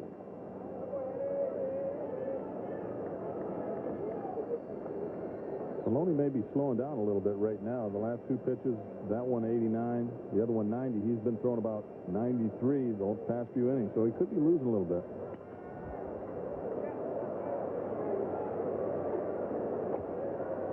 Another one only at 89. That's still a good fastball, but it just shows you that he's starting to get tired. Doesn't mean that he can't get anybody out. Jim Hendry told us earlier today that we could not look for any pitching tonight from Heathcott or from Venice for obvious reasons. So he wants to get as many innings out of this young right-hander as he possibly can. Lifted again into left field by Christian. Freeling has it for the out. 2 down in the top half of the 6th. Creighton at the series defeated Clemson on that Saturday afternoon, just beating tornadic activity. The game ended and inclement weather followed. And then they lost to Wichita State in that dramatic game that went down to the 12th inning last night. Jim Audley with that magnificent throw from center field for Wichita State. Venice with an outstanding performance. But equally marvelous on the hill was Tyler Green. And, of course, Jeff Bluma came in, the stopper out of the bullpen, to help mow down the Blue Jays. And apparently a blister has been found on the pitching hand of Eric Maloney, it appears. Yeah, it's hard to tell from the shot, but I would have to believe that it sure is a blister of some sort. And if you have a blister, it's tough to put any pressure on the ball when you go to throw it. He's laughing about it. I think I'd be laughing too much if I got a blister on my throwing hand. He wants to go a little longer. Jim Hendry, of course, with the opportunity to come out and check on him. It's not an official visit to the mound. The trainer coming out first.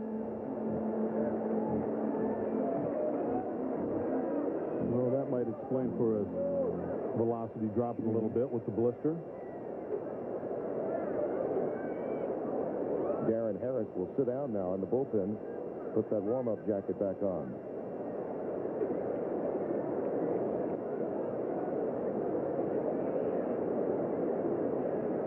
Rudy Rodriguez, the 49er shortstop, walked back in the fourth, walked in the second, and scored in the second.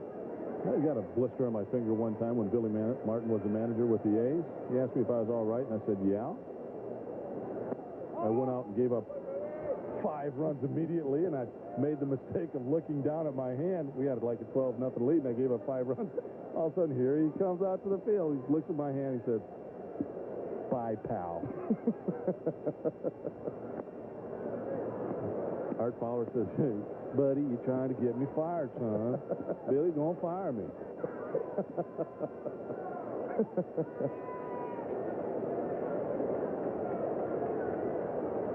The 3-0.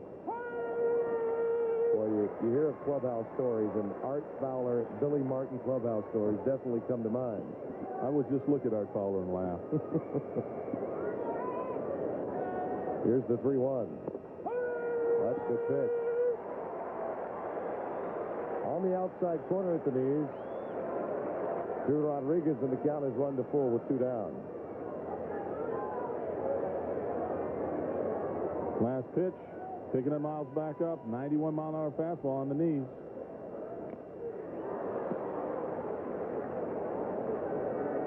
Another one 90 miles an hour, 91. Sometimes you get a blister or whatever, you're not sure if it's going to hurt or not, and you really don't let go. And eventually you look down at it, you kind of check it out, and then when the manager comes out and talks to you, you say, well, I might as well let it go now, and it doesn't hurt as bad as you think.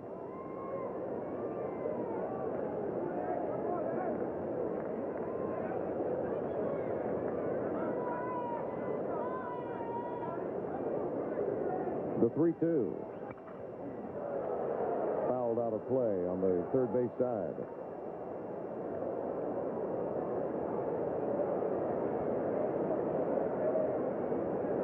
Eric is a business administration major. As we mentioned, out of Carmel High, he was drafted by the White Sox in the June 1990 amateur draft in the 3rd round. And if things remain the way they are now in college baseball, with the new legislation and reform that has been brought forth by the NCAA, guys like him may no longer choose college baseball. They may choose to go to the big show a little earlier. We'll explain what we're talking about when we return. That's his second strikeout. It's 9-3. 9-3, Creighton leading Wichita State. Beg your pardon, Long Beach State. And there you see the Blistex being put on the blister of Eric Maloney. What that is right there, they're putting it not even on his fingers that throw the ball, but the one that guides it is probably the seams are rubbing on the inside of the finger and creating a blister. Dax Jones takes the ball. By the way, for Eric Maloney, that was his first inning without surrendering a base on balls. But he hasn't given up a hit since the second either. Comes from the seams. Well, you hold it on the side of the ball, you throw a 4-seam fastball, and the narrow seam sometimes will cause some friction. At least that's what it appears to be on his hand right there from the ball, from the seams of the ball. Jones grounded to third back in the 3rd inning. The point I was making earlier as we went to the break at the end of the top of the 6th inning about top round draft choices coming out of high school, perhaps choosing the professional route rather than the collegiate route, is simply this.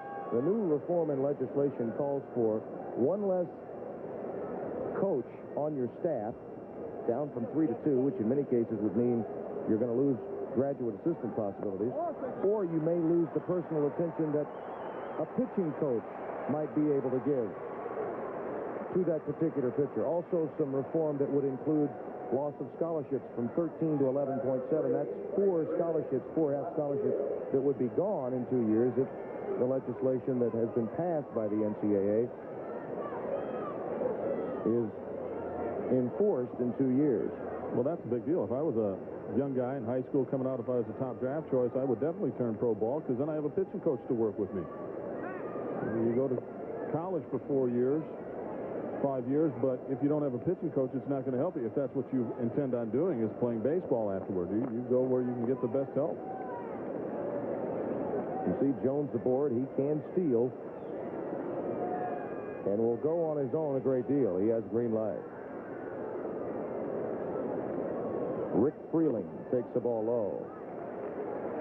It has been for a long time a recruiting tool of collegiate coaches to go after pitchers, and the Todd Van Poppels of the world that Cliff Gustafson very nearly had. One of the items that they would utilize would say, hey, guy, you come to us. We've got a guy that will work with you on a regular basis. Go down to A-ball. You may be on a bus, and you might have to fend for yourself for a while. Yeah, you'll get some pitching help from the organization, but perhaps not the same kind of time that would be spent with you on a daily basis that we could spend with you as an ace on our staff. A lot of times you have a roving instructor. A lot of low minor league teams don't have. Freeling lifts that one out of play down the left field line. Don't have pitching coaches that are there all the time. They have a rover, and he'll come in once a month. And most of the time you're relying on what your manager tells you. And a lot of times he's either a catcher or some sort of middle infielder. You know, if I was a pitcher, I wouldn't want to have to rely on those guys. Freeling has been struggling against Wichita State pitching, but he has not been struggling against anyone else this year. Pretty true for all of the Blue Jays this season as Jones just gets back. Pretty good move there from Andy Krogan. It's a quick jump move right there. Start the upper body before you move the feet. If you get caught, it's a balk. Now watch his upper shoulder. Now that's a balk. That is a balk move. There's the throw. He's in safely, but that was a balk move right there.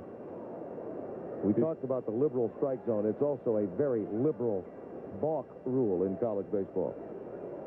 It certainly is, if you can get away with that one. I don't know if I'd try that one twice, though. Start that upper body first, and it should be a balk.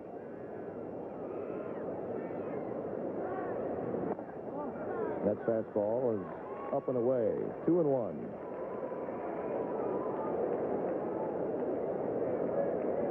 Dax Jones looking for the signal from Coach Jim Hendry down at third.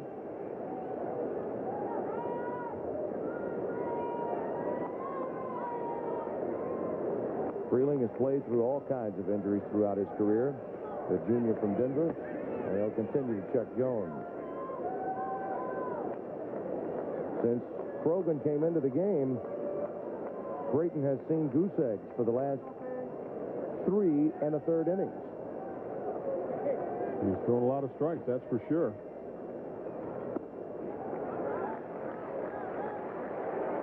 Could be the possibility of him tiring. The last few pitches have been up and out of the strike zone and flying open with that lead shoulder.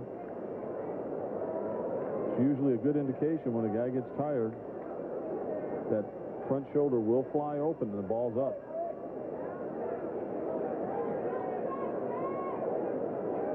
Todd Taylor joining up with Griego in the bullpen. Griego, number 8 on the left of your screen, the right-hander. That one is in on the hand, served to center. And Cradle has it. 1 away. Dax Jones comes back into first base. Little hit and run on that play right there. 3-1 fastball. Expect him to throw it over the plate. Good pitch to hit. And he just got it up in the air. Crowd always gets a little pumped up in anticipation of seeing Scott Stahoviak. Scott struck out back in the 4th. He's coming off a 3-strikeout game against Wichita State. That was only the 3rd time this year that he had a multiple strikeout game. This is a guy that always seems to make contact. It's pretty amazing when you think about it, only striking out, twice in a game. What, 3 times maybe? That's unbelievable. Pitch out, nothing on. Stahoviak has a great knowledge of the game.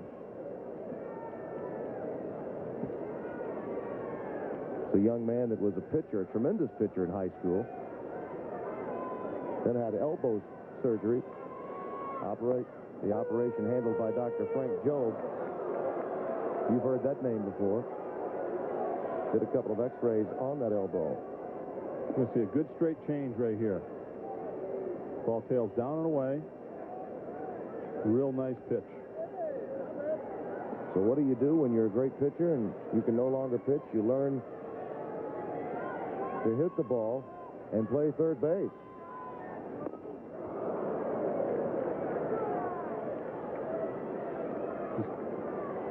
Got a good fastball to hit right there. An 88-mile-an-hour fastball up in the strike zone. He just swings right through that one.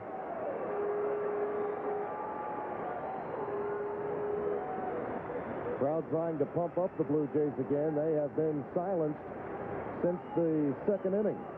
We're in the bottom of the 6th with 1 out. 1-2 to Stahoviak. Andy Krogan taking his time. Dax Jones on at first.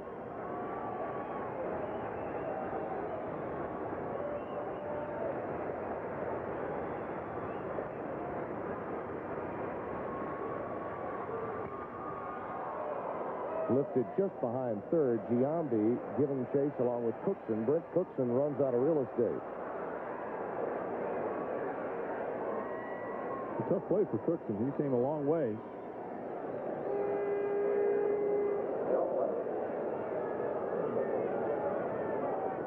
Here you see coming for the ball. He knows the fence is there, and he just wasn't real sure if he had the room to get it.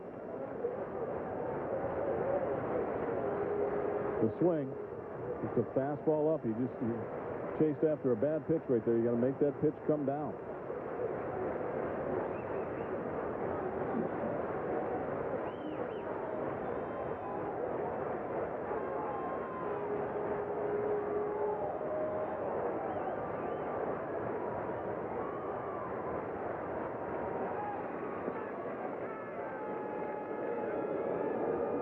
One of the things you notice about Krogan continuing to check Dax Jones, I mean, let's face it, still a 6-run game. He must be concentrating on Stahoviak.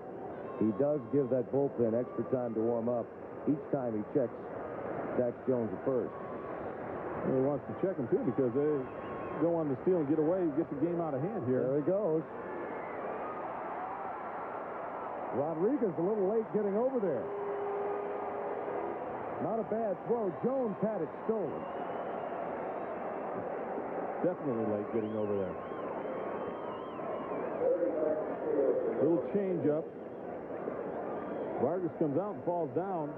Rodriguez very late getting over there. You see Vargas. Now he's ready to come out. And all of a sudden he sees there's nobody there. Got a good arm.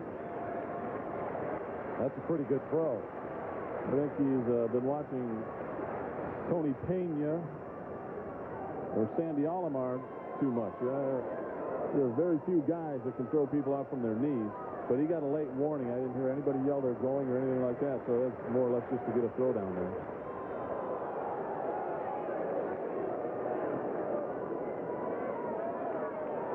Dax Jones, 32 steals now and 38 attempts after that one. And as we mentioned, much of the time on his own.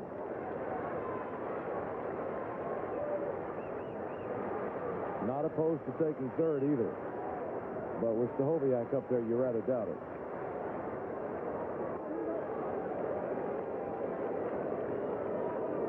Don't like the hitters moving or base runners moving around too much when there's 2 strikes on the hitter. The number 3 hitter especially. Fooled again with the breaking ball down. Second strikeout for Stahoviak. in this game already. He's gone down twice. A good straight change here. Watch. Way on front, just waves at the pitch. Krogan with his third strikeout victim.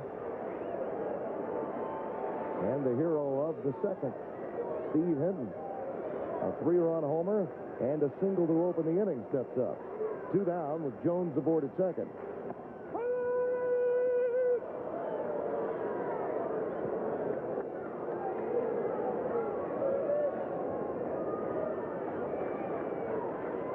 Hinton, by the way, is best friends with Stahoviak. Just a real likable guy.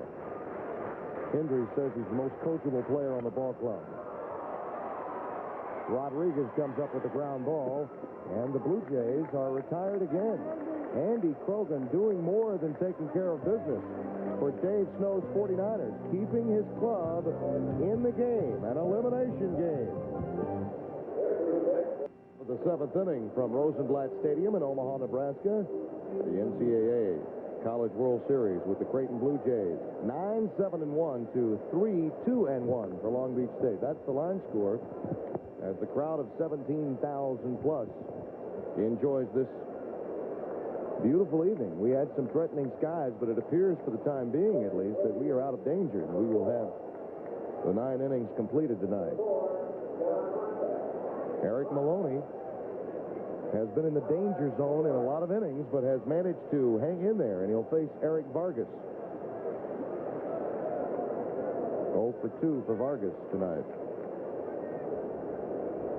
And we do have a pinch hitter, I beg your pardon, and it will be John Mancha. John Mancha, who was the pinch runner, the aforementioned pinch runner that was nearly thrown out in the Clemson game yesterday, gets his chance at the plate. This is an interesting move because Speakman could have easily been Mancha here and could have moved behind home plate. I'm a little surprised that they did this. I don't think it's quite time yet to say, hey, let's get everybody a shot playing in this game.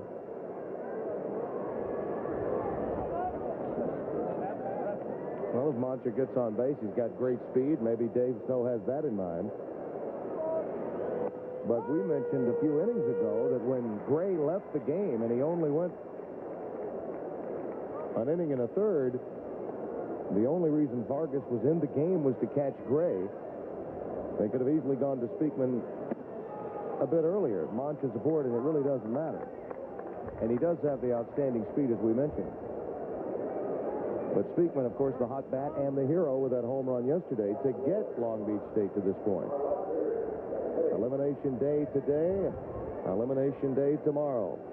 LSU, the 4th seed, against the Florida Gators, the 5th seed. They played in the opening round. The Tigers won it 8-1 on the strength of Lyle Mutah's 2 monster blasts. And, of course, the Tigers knocked off Fresno State with 2 home runs from Gary Hemel. 4 home runs by the number 4 and 5 hitters in that lineup. Maloney is really losing his fastball now. He's down to 86 miles an hour the last 2-3 fastballs. Lamar Rogers takes the ball. Remember, he has that blister to deal with as well. They put some what appeared to be Blistex, some sort of ointment on that finger.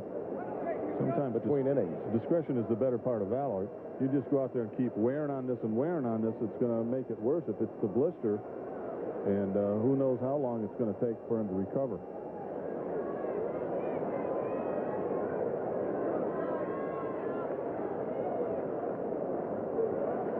Rogers fouled out the Langer in the 4th.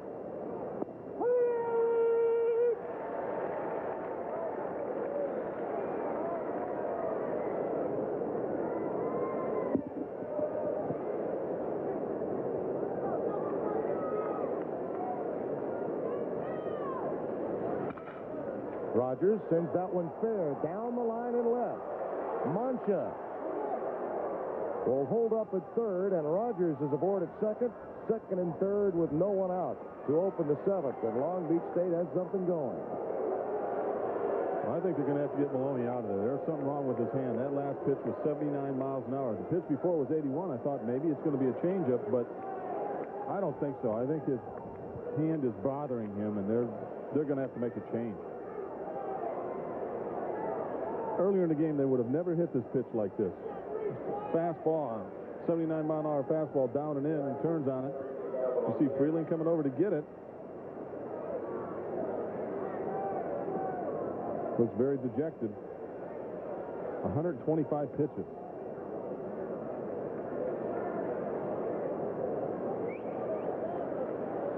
Kobe Cradle is due up. Darren Harris has been warming up. It calls for a right-hand pitcher. And Aaron Puffer, the right-hander, just a sophomore from Lombard, Illinois, is working. But Harris will be called upon. The more experienced lefty, Darren Harris, senior from Wichita, Kansas, will get his opportunity. Maloney is done, but he has a chance to pick up a win. 9-3, Creighton leading Long Beach State, and with Kobe Cradle, the do-hitter, the left-hander, and with Darren Harris coming into the ball game to pitch for Creighton, Dave Snow will counter with Mitch Kaler as a pinch hitter, right-hand hitting second baseman. Harris, a left-hander. He's got 35 innings pitched, 40 hits. He struck out 37 and walked 20. He's got a good fastball, good slider. He's tough on left-handed hitters. But right now he's not going to get to face one.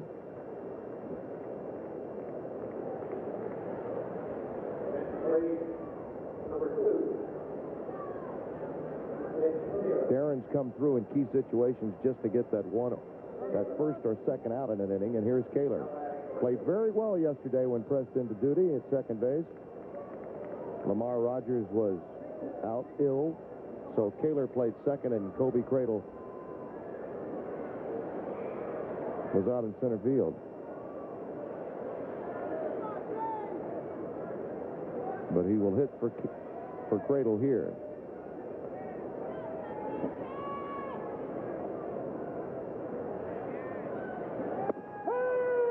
And he takes his strike for the 6'2" homespun star from South High School.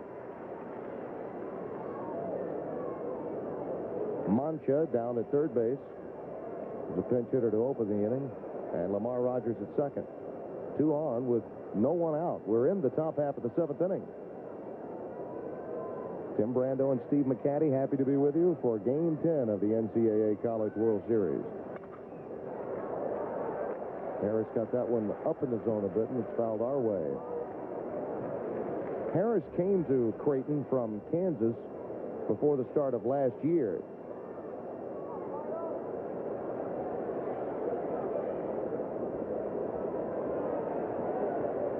Harris was 3-1 in 4 starts in 15 games his sophomore year at Kansas before coming over for his junior campaign.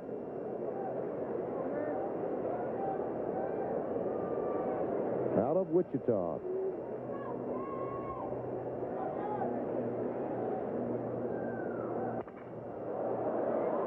That one's lifted into right center again. Jones is over to make the catch. Mancha tags and scores, and Rogers moves up to third.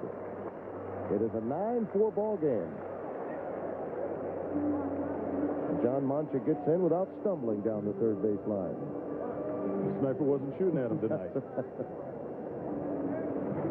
Long Beach State really could not handle Maloney when Maloney was in the zone. He just was his own worst enemy, and many young power pitchers fall into that habit early on in their careers. Well, a tremendous amount of pitches just wasn't getting him over. And then when he wasn't really getting him in great spots. He just overpowered him. And Jason Giambi looks at the straight change. Fans wanted a strike, but it was up in the strike zone. Maloney getting the ice treatment right away. Something I know you always look forward to. Well, the ice I got didn't come in a bag. I don't believe you ever shred your jersey in the dugout either. Oh, maybe in the clubhouse. No, I was up in the clubhouse. I would just run. They wouldn't, I wouldn't put a bag on it. I just do it, jump right in the ice cooler. They just open it up and I hit nose first.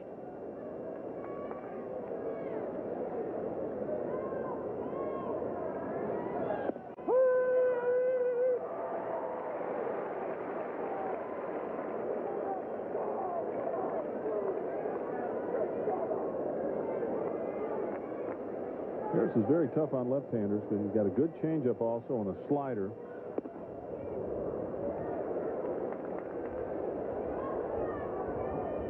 Doesn't throw exceptionally hard. Maybe 85. But he's going to throw strikes.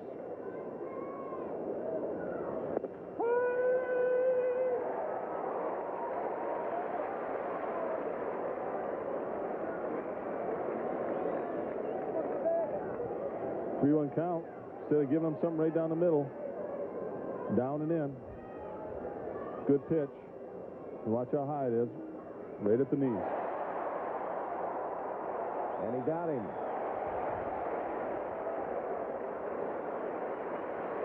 Giambi goes down, 2 down. Nothing but off-speed to Giambi. Fastball hitter. Got a good pitcher with a good breaking ball. You should never give in to...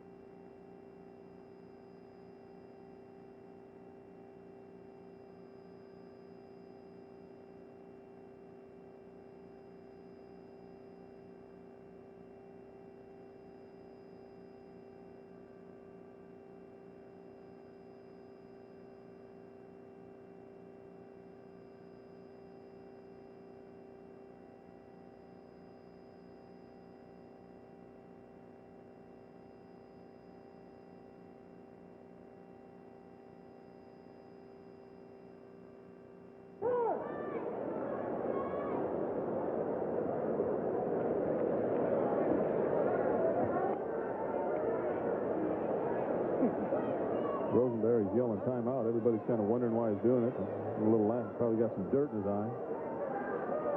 I'm the umpire. I can call timeout when I please. Some people would say umpires have dirt in their eyes all the time.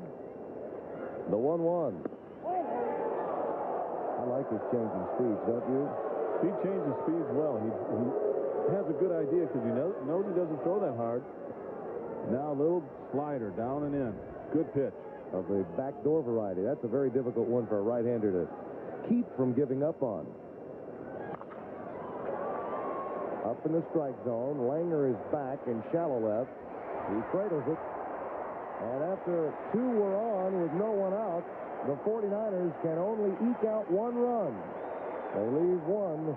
They're down 5. 9-4, Creighton leading Long Beach State as we move to the bottom half of the 7th inning. Tim Brando and Steve McCaddy with you.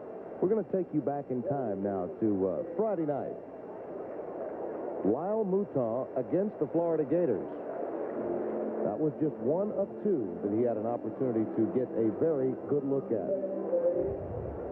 Lyle Mouton and Gary Hemel have hit a ton. Between them, 4 home runs and 10 RBIs in their 2 meetings with both Fresno State and Florida. And because the Gators beat Fresno State in an elimination game earlier today, the Gators get another crack at LSU as the SEC Titans meet yet again this baseball season. We'll see it tomorrow night here on ESPN. Willie Speakman has moved behind home plate after John Mancha was the pinch hitter for Vargas. Back in the 7th, of course, Mancha came around to score, and it's a 9-4 ball game. Here is Chad McConnell, the Blue Jay first baseman.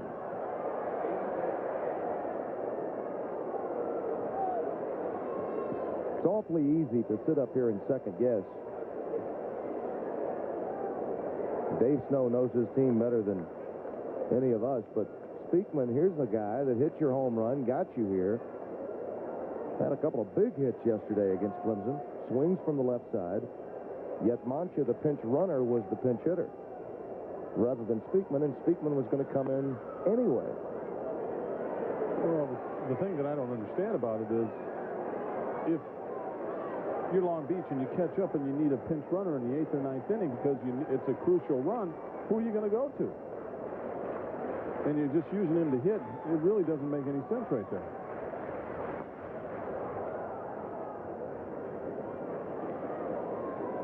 Mitch Kaler, of course, has moved in defensively as well in second base. And Lamar Rogers moving from second to center. This is something that Long Beach State has done throughout the course of the year defensively in the later innings. But that's a very good point you bring up, because Mancha came in for Talanoa to score the tying run against Clemson yesterday. Clearly, he was brought in the late innings because they needed someone with giddy-up to score from second base on a base hit in a very close game. You don't use up two guys to make one move. And McConnell takes the ball on the outside corner. 1-2. Jim Hendry's had it going his way since the second inning. 9 runs on 6 hits in that inning after the Blue Jays got off to a very shaky start.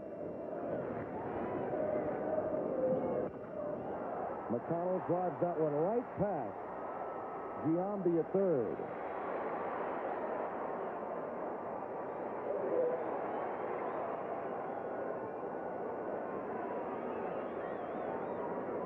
Got an off-speed pitch down and in right there. Giambi was able to put some leather on it, but that's a tough ball to get. Changeup that comes back in. Down hard. Giambi just can't come up with it. Very tough play. It scored a hit. It's the 8th hit of the ball game for the Blue Jays. You know, you look at Giambi there, and I know he is a left-hand hitter, but because of those golden locks and that true grit look on his face, it reminds me a little of Robin Yount, just facially. That one's driven to left. That's a base hit. McConnell will come into third. The throw is high and up the line, but saved nicely by Speakman, but it does allow McCafferty to get to second. That was some bad judgment by Cookson right there. The ball's down the line. You know McConnell's going to make it to third. You really don't have the chance to throw him out, so you got to come up and throw the ball into second base and keep the runner off second. Of course, he just cut loose, and nobody was able to even get it. Just not a good throw. Long Beach State, as a team, has committed 10 errors in their 3 games in the College World Series. Here's Ryan Martindale, the Creighton catcher. And now Speakman and Dave Snow will have an opportunity to speak with Krogan. I think he'd like to find out how much left he has.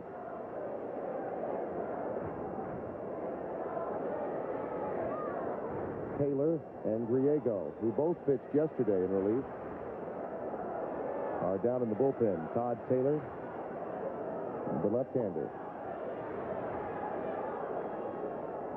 Snow's got a team meeting going on mound. Everybody in the infield is in there. He wants to know exactly what's going on.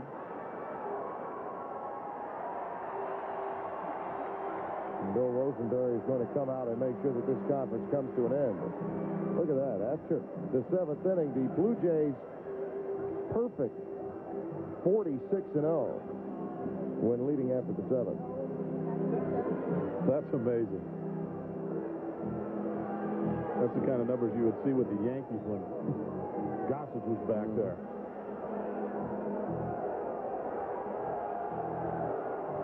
I mean, they only have 50 victories.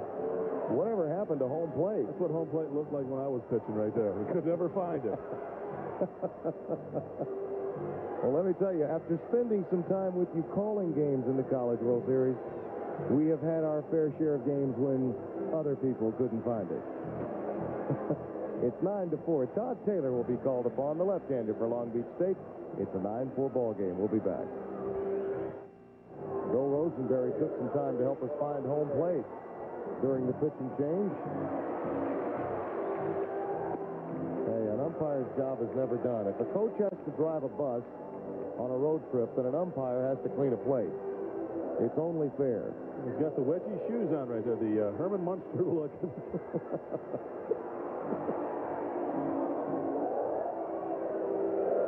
Todd Taylor will be called upon, the left-hander, to throw for Long Beach State. There are those shoes. Taylor appeared, of course, in the game yesterday against the Clemson Tigers in this College World Series. Pitched 3 1/3, only giving up 2 earned runs. Another location left-hander, isn't he? Yes, he is. He's got a fastball, average fastball, but he's got a good curveball. He'll spot it. He won't walk many batters at all. Only 18 walks in 60 innings, 49 strikeouts. He's just going to come over and throw strikes.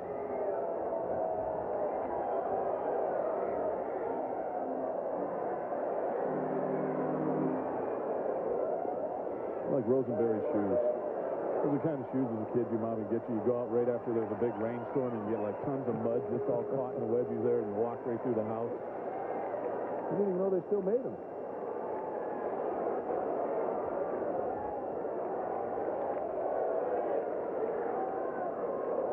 Some people that could use those on the golf course. Yeah. McCafferty with the double. McConnell aboard at third. And Ryan Martindale at the plate, and the fans want more here at Omaha for the homestanding Creighton Blue Jays.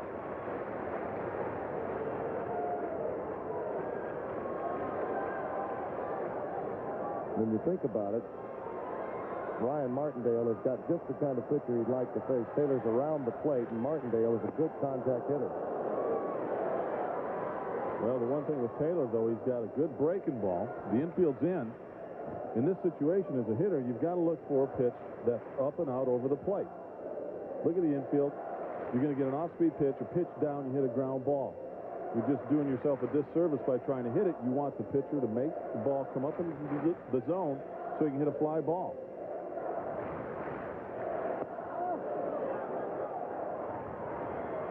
Martindale has really pumped up his power this year. 15 home runs. He only had 8 home runs in his first 3 years combined at Creighton. So he can take them deep. He's getting better aluminum.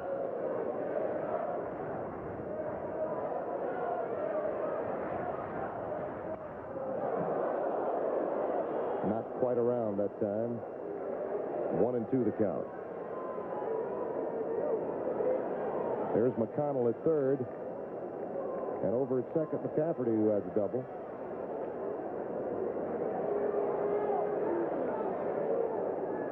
Actually, he only had a single. He moved up to second base because the throw that should have gone to second came home, and he moved up on it. But it was certainly the same result as the two-bagger.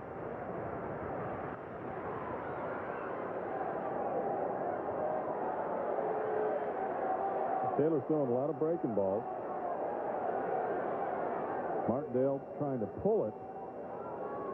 A good time right here would come back with a fastball, because it's going to look like it's 10 miles an hour faster than it really is, because you're getting the good off-speed pitches. And Martindale is another one of those guys that, by waiting a year, improved his lot in the draft. He was a 13th round pick by Cleveland. Went very late in the draft last year as a junior. It's a tough decision for juniors to make. You feel like, hey, I may be more valuable with one less year on me with that particular organization. Well, being drafted in the 13th round, you're not going to get a whole lot of money. You might as well go ahead and continue on and try and graduate, and then go to professional baseball after that. And like you say, you could improve your numbers and do better for yourself. The days of the dollars equaling the location in the draft are over. Guys can go lower and get more from time to time, depending on what year they're drafted in. The 1-2 to Martindale with 2 on and no one out. Slash to second, picked up by Taylor. Taylor made certain that McConnell did not come in. 1 away. Good play by Taylor right there. The ball was hit hard. He had to go to his left, playing in shallow. Just a reaction play. Good play. Mitch Taylor inserted in the later innings for defensive purposes, affording Lamar Rogers an opportunity to move to center. Jason Judge Had an infield hit off Rogers' glove in the 5th. This would be a good time to put him on the base. Base is loaded. Set up the double play.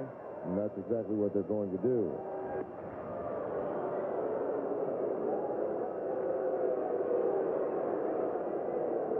Here you see the ball going to Kaler. He has to go to his left. It's a good play. Checks the runner at third and underhands it to first. He had to check that runner. He also had to move back because he was playing in.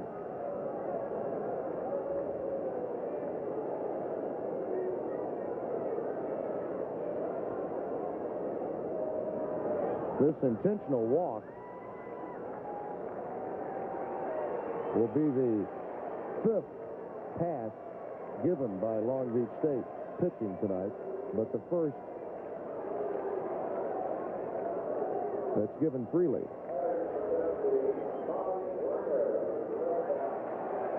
And Bobby Langer coming up.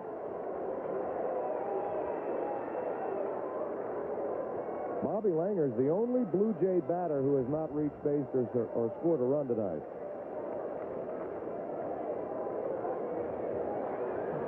I said earlier he hadn't scored a run. It's kind of hard if you don't get on. Makes it a little. He had a heck of a lot tougher job than the other guys. When you're winning a game by blowout proportions, and this is a 9-4 ball game, you hate to get up in the morning, read the box score, and see an over there. I know this is a team game, and Langer is certainly the consummate team player. When you're winning by 8 or 9 runs, you can be a little selfish. You want a base hit in that column. You want a couple of them. There's going to be 9 runs driven in. You'd like to have a couple of those. Bases are jammed with 1 out.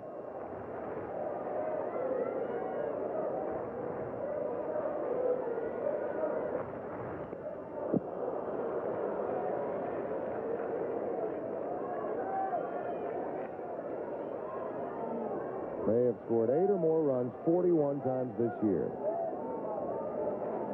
And this is a tough league, the Missouri Valley Conference. They're not playing weak sisters. Indiana State should have been in the NCAA tournament field in the minds of many. But because of some surprises in the conference tournaments, some of those at-large berths were gone, and automatic bids were given to teams with losing records. Grounding ball to Friday at first, foul.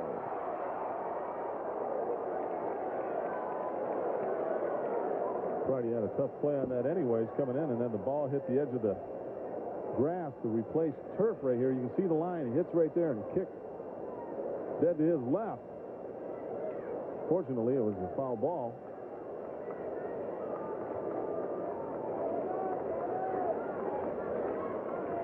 Can you imagine what the numbers for Creighton would be offensively had they not played Wichita State 7 times? I mean, that would be amazing. If they go on to win this ball game, they'll have to play them again and beat them on 2 occasions. As a former pitcher, those are some of the things you really don't like to think about.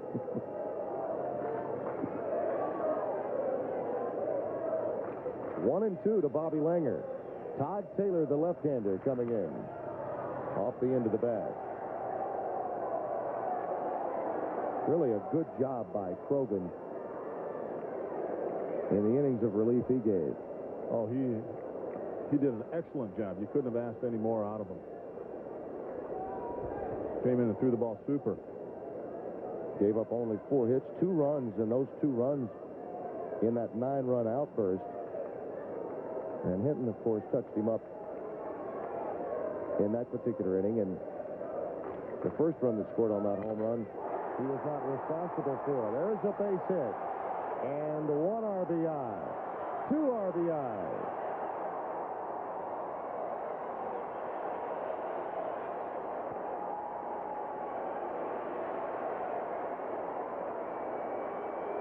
Bobby, you're in the book. You can smile now. I feel better. Now I'll buy a paper tomorrow morning.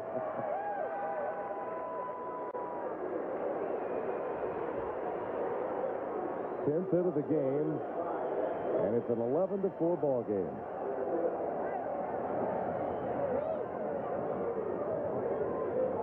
Dax Jones is at the top of the order for Creighton with 1 out. Judge down at second. Dax is 3 for 13 with a couple of runs in this College World Series.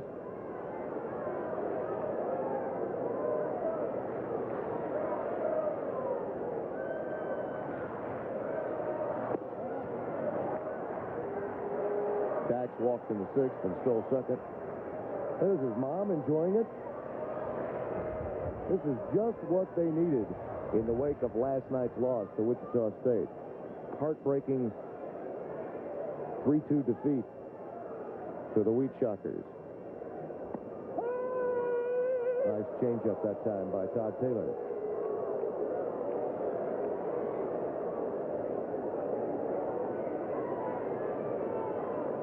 You look in the box scores tomorrow, you'll also see a nice sidebar column. The diary of Scott Stahoviak.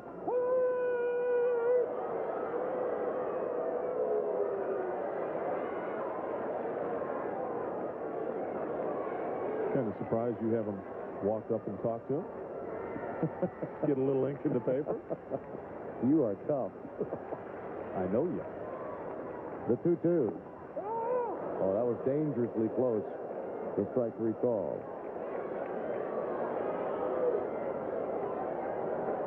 2-2 fastball away. Just a little bit too far outside. See Speakman try to pull it back.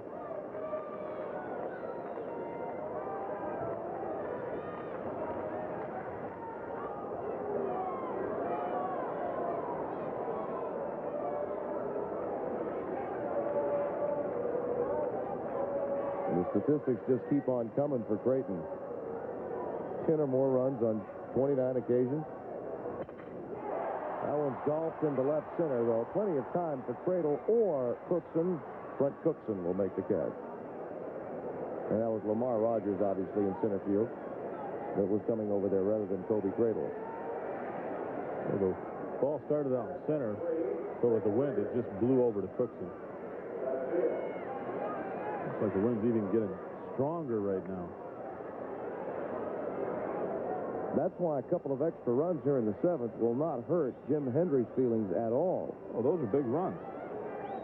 Rick Freeling flied to center back in the 6th.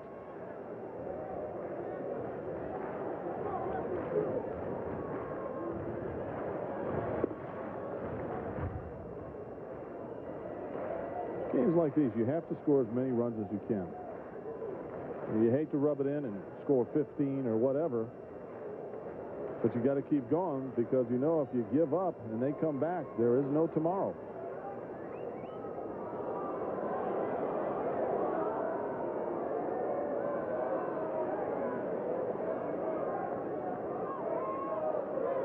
Jim Hendry is looking ahead to the day after tomorrow if his team hangs in there, and yet another crack at Gene Stevenson's Wichita State club.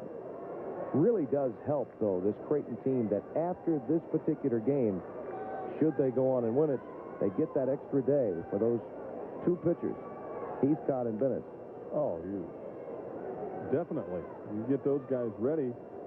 Depending on who they start, you can have the other one in the bullpen. It's a tremendous break. You don't figure on Bennett being ready, but certainly Heathcott could go. And if you need an out or 2 or 3 against Wichita State and it's an elimination game, at least you know there's a possibility he could get you out of an inning. But remember, he'll have to beat them twice if he is to advance out of the Western Division into the championship game on Saturday.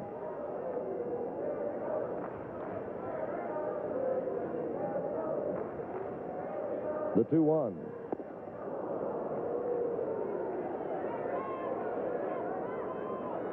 Good backdoor slider right there.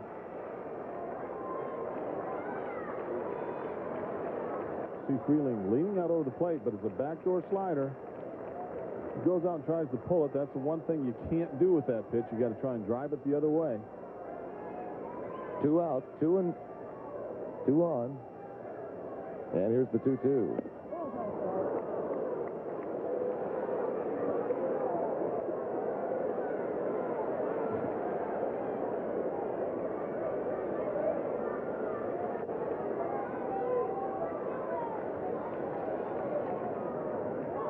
Dave Snow has seen better tournaments for his Long Beach State team. Chopped. That's in play.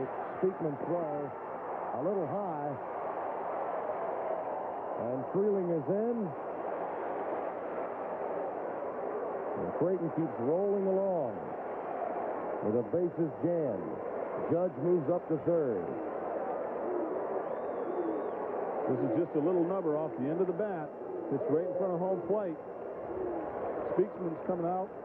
Taylor comes in, lets Speakman take it because he has the best shot. It just doesn't come over the plate. I'm surprised he got that throw too Friday. It could have very easily gone over his head. They're on their feet at Rosenblatt Stadium as Scott Stahoviak steps in. He's struck out a couple of times tonight.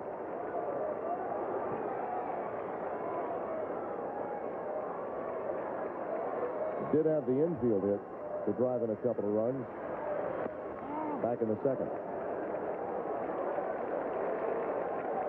But having a very good World Series overall. 5 for 12 with 5 RBIs and 3 runs. Kind of surprising right now. Rosenberry's really tightened up that strike zone. That was a good pitch right there. There's been a few pitches, and instead of widening it up in a game that usually happens like this, 11-4, so the game gets over a little quicker, he's kind of closing it down.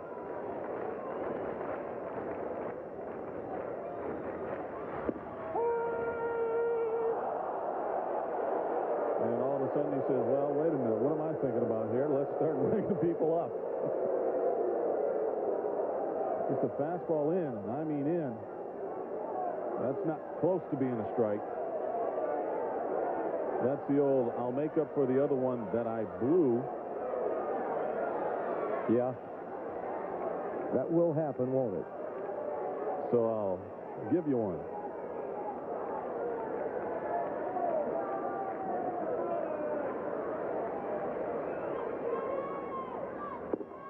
That was in the same spot. Now, see, that's Stahoviak has to make that adjustment. Whether that's a ball or a strike, it was in the same location as the one prior to it. Kind of tough to a good hitter. Game like this, the pitch is not even close to being a strike. You don't really want to start chasing after bad pitches because once you do it, it gets to be a bad habit.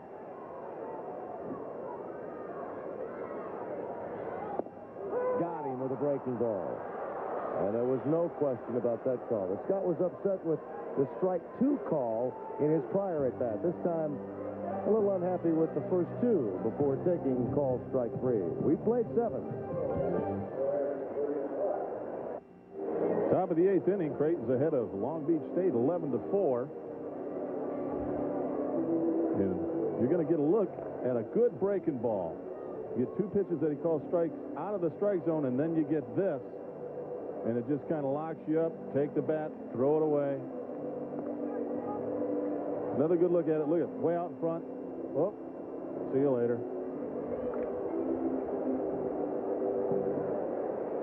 Bill Rosenberry, along with Lee Hagler and Dan Peterson, joining up with Tony Patch. He's the veteran of this crew.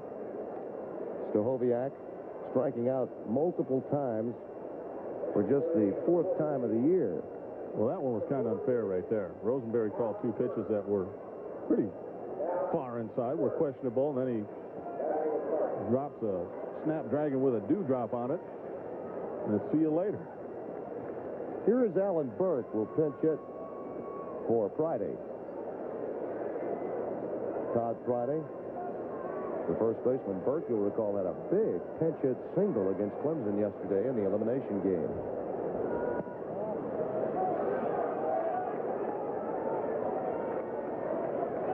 Burke's a spray hitter. Likes the ball out over the plate. Try to go with it.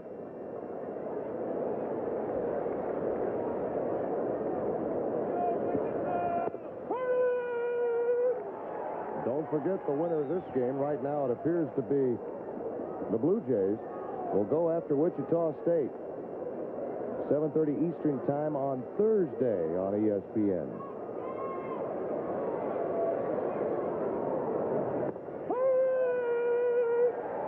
What will happen if, in fact, Creighton or Long Beach State were to knock off Wichita State They would have to come back for a semifinal matchup on Friday. The same holds true for LSU and Florida, provided the Gators knock them off on Wednesday.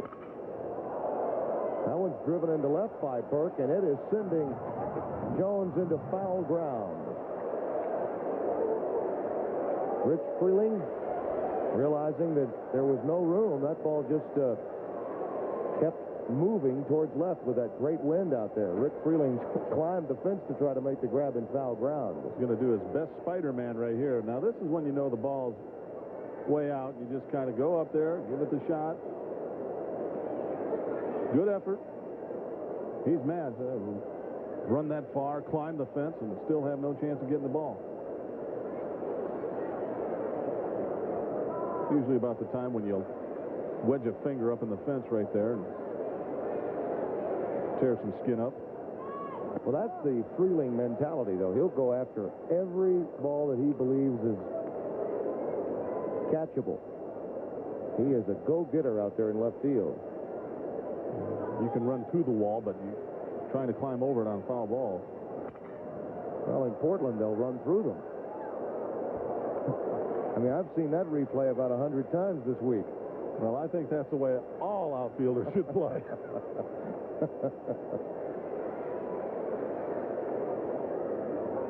That was amazing. Just the sound of him going through the wall. Wow.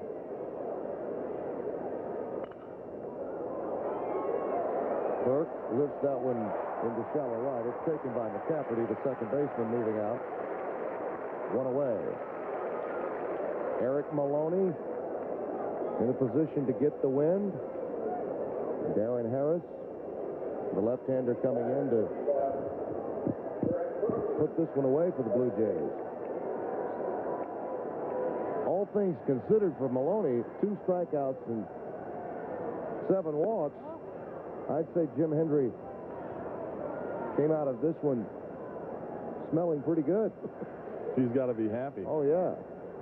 I mean, because Maloney was not necessarily sharp, but he had enough smoke to keep Long Beach State's bats from getting hot.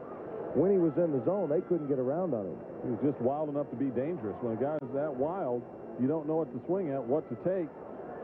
And he was 3-1, 3-2 on a lot of guys, but he was able to throw the ball hard enough where they hit a lot of pop-ups. Brent Cookson takes the strike. Cookson really struggling in the College World Series. 2 of 11, 5 punch-outs.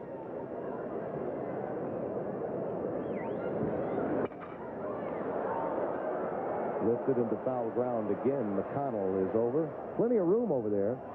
And he makes the catch. Helps to have all of that foul territory to work with. Sure does, and it helps to have the wind blowing directly across the field to blow that ball back onto the playing field. You see he's getting close to the stands right here. He's checking it. Now the ball, I watched it. It was actually in foul territory, but the wind's so strong, just blows it right back in. Nice job. Ed Christian. Long Beach State has not played as well as we know they can here at the College World Series, but if there's a guy that has been impressive, it's been this guy. 6 for 11 in the series. 1 home run and 3 RBIs, and he's made some dandy plays in the outfield. He's got good speed out there, and he has the best arm of any of the 49er outfielders. He's got a real good arm out there.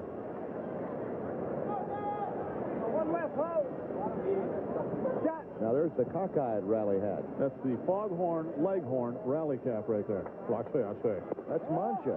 Yeah. Can you do that one again, foghorn leghorn? That was you. No, that was you. Hey, wait a minute. Don't blame that one on me. That was the Timmy B foghorn leghorn. Here's the 2-1 to Christian. Into right. Plenty of room for Hinton. The 49ers have only 3 outs remaining, and it's all smiles for Steve Hinton. A home run and a number of putouts. Due to time constraints, we now move ahead to further action. We pick it up in the bottom half of the 8th inning. Bottom half of the 8th inning, it is 11-4. Todd Taylor leaves the game. Krogan pitched well. And now Griego gets another opportunity. Jim Griego, 3 2/3, easily the best performance of the game against Clemson yesterday. Because of that one stat right there, base on balls, none. He came in and threw strikes and did an excellent job. Chad McConnell takes a strike. Griego's going to feature a little breaking ball. He might. His fastball's not bad yesterday. It was about 88, 87, 88. It might be a little stiff, but he'll throw it over the plate. Sinks.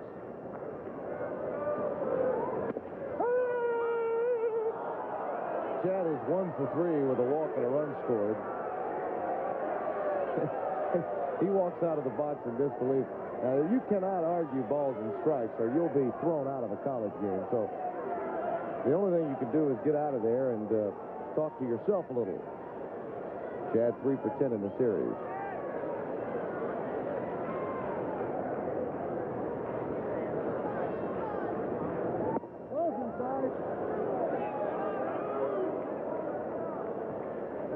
Good pitch right there. Willie Speakman, the catcher, was, after he flashed a sign, looked out at Griego and pointed to his head saying, now think.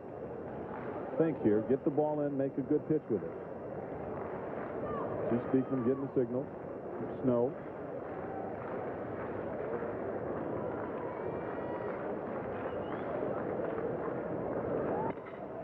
The breaking ball served to short. Rodriguez to Taylor.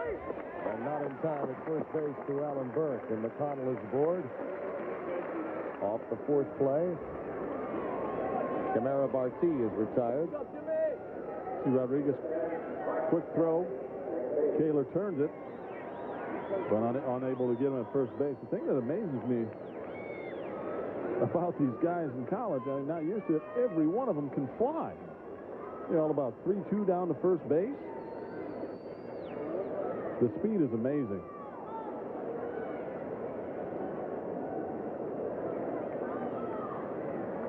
Is that you cannot teach speed or velocity to a pitcher. There are those that have now said you can teach some speed down the baseline. I mean, you can improve upon that, and they work hard on it in practice, particularly in baseball where you have to get down the lines as quickly as possible. You don't have to have outstanding sprinter speed to be a quality base runner. Well, they can help you get out of the box. That's the biggest thing. Some guys take big swings. Right-hander take a big swing, and it'll be slow getting out of the box, but they teach you how to get out of the box quickly. Exactly. Couldn't hold the aluminum that time. Well, you'd like to get some pine tar to help it stick, but with the aluminum, it just doesn't work. You know, I've talked many times about throwing the head of the bat at the ball, but I didn't mean like this. In pitching, as I've always said, pitching is very dangerous.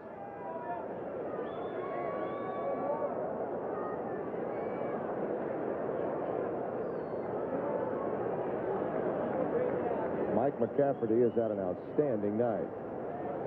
3 for 4. That 2-run double down the left field line came in handy. For this Creighton ball club. Was a part of that second inning barrage of 14 batters and 9 runs on 6 hits when he singled.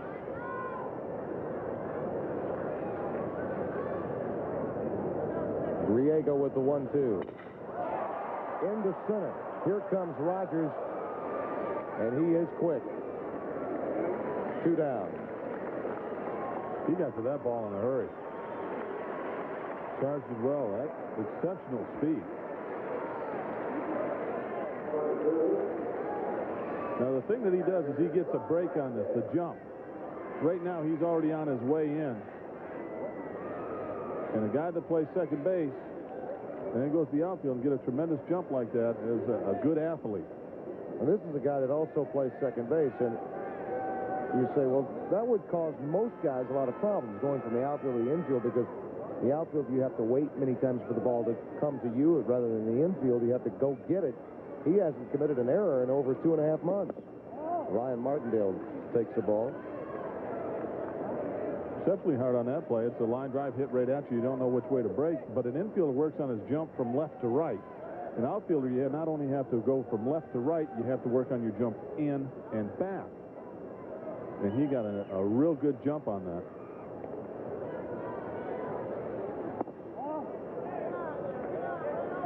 I used to work on my jump out in center field with my buddy Dwayne Murphy with the A's. Said I was the second best center fielder on that club, pal. I got a great jump, but it was only good for 2 steps. After that, I couldn't get it. I had a tremendous range. Anything 3 feet left or right, I was going to get it. Martindale sends that one deep to left field. Gone.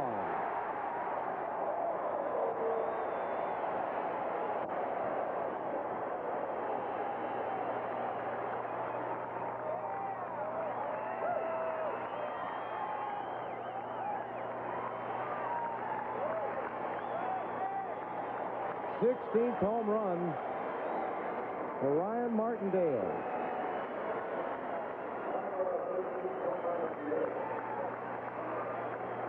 (13-4). The Blue Jays with the lead. Target's down and away. Ball's up and in. That's a ball. He hits pretty good, but he's not sure. But has a good idea with the wind that is going to get out of here. Watching it all the way. Here you see Cookson. He's going to try and get it, and a couple rows back. 2 down, and Jason Judge, the designated hitter, given the intentional pass back in the 7th. 1 for 3, and you see the line score now: 13, 12, and 1. The Long Beach State staff, if this score holds up, will be responsible for having surrendered 33 runs. Now, not all of them earned, but they really wouldn't have to be, would they? Well, that is an amazing statistic for a team that had to go to Texas, beat the Longhorns, an outstanding pitching staff Cliff Gustafson always has, and then to beat perhaps one of the legendary hitting teams in all of college baseball, Gary Ward's Cowboys of Oklahoma State. Well, the thing about it is there might have been a lot of unearned runs, but still, his pitcher's got to make some pitches to get some outs, and they just have not done it.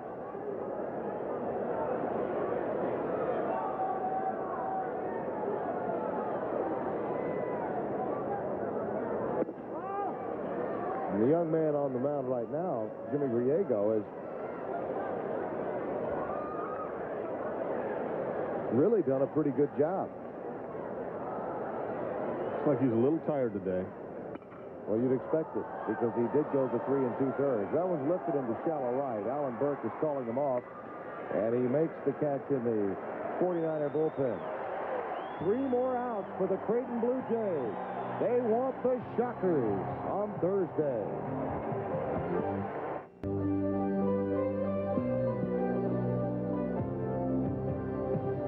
ESPN's coverage of the 1991 NCAA College World Series is being brought to you by Brute, the essence of man. Come on, put it on. And by the U.S. Army and Army Reserve. Be all you can be.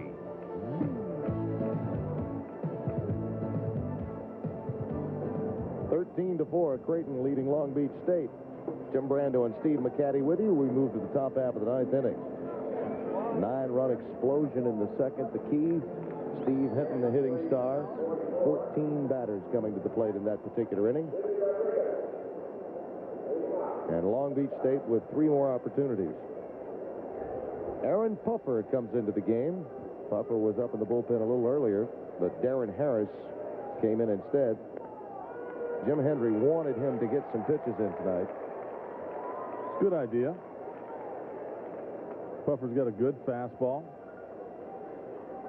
Tough on right-handers. He'll drop that slider in there. Rodriguez with a little slug bunt that's very difficult for anyone, including Scott Stahoviak, to field. That'll be a base hit. And that will bring up the man that gave Long Beach State its heroics in this 1991 College World Series, Willie Speakman. First batter of the bottom of the ninth yesterday. Here it is. And Long Beach State beat Clemson by a score of 12-11. He knew it was gone.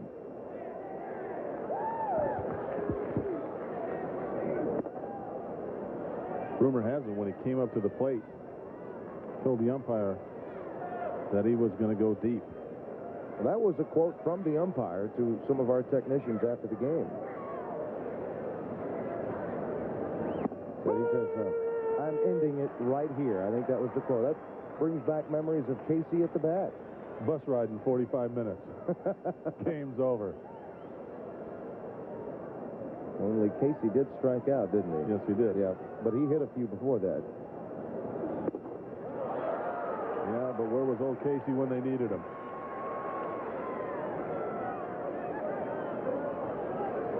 Fastball up in the strike zone.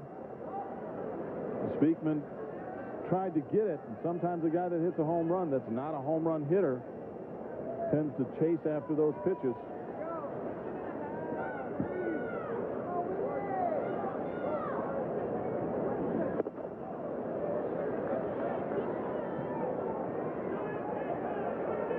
Aaron Puffer from Lombard, Illinois, just a sophomore, 6'2", 220 pounds. 2-2 to Speakman. Got him. Took a little something off that changing speeds. When he pulled the trigger, he was out in front. Good pitch right there. The pitch before was a fastball up and in, and you just go back away, turn the ball over a little bit, get the guy out in front of it.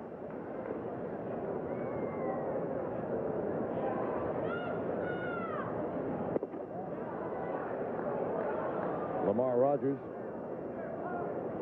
1 for 3. He's had a very productive College World Series. Long Beach State has struggled as a team, but the individual play has been there. Offensively, they have nothing to be ashamed about. Not at all. You know, all these teams that go out here, they all hit the ball well. Seems like everybody's hitting 340.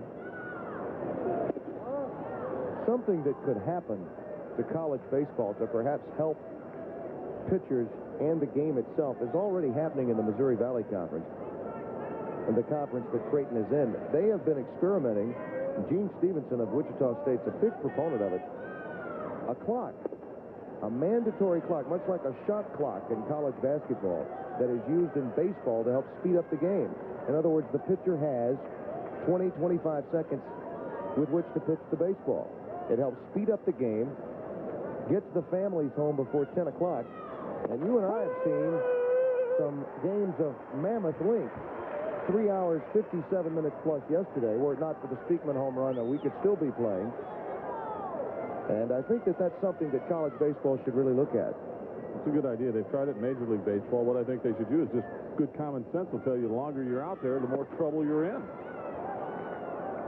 Rogers aboard on a walk. That'll move Rodriguez down to second. And Mitch Kaler will come to the plate. Jim Hendry, of course, who is in this league, the Missouri Valley Conference, has helped this league become one of the powerhouses in college baseball. I mean, you almost overlook the Missouri Valley in many cases because of the power in the SEC and the Pac-10.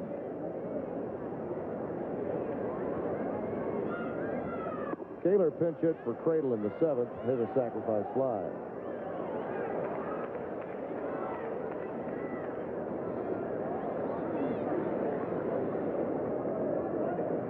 Don't forget, tomorrow we expect a pitcher's duel because either Paul Byrd or Chad Auger could be starting for Skip Berkman's ball club, and the Florida Gators will counter with Mark Valdez and shut out Florida State. 12:30 a.m. Eastern Time on ESPN. Be with us for it.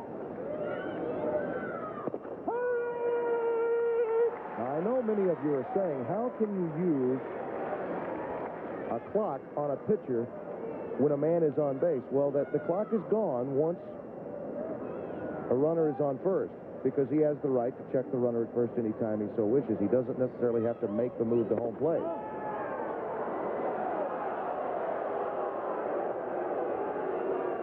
Crowd responding to what they believe is a strike zone that is shrinking again.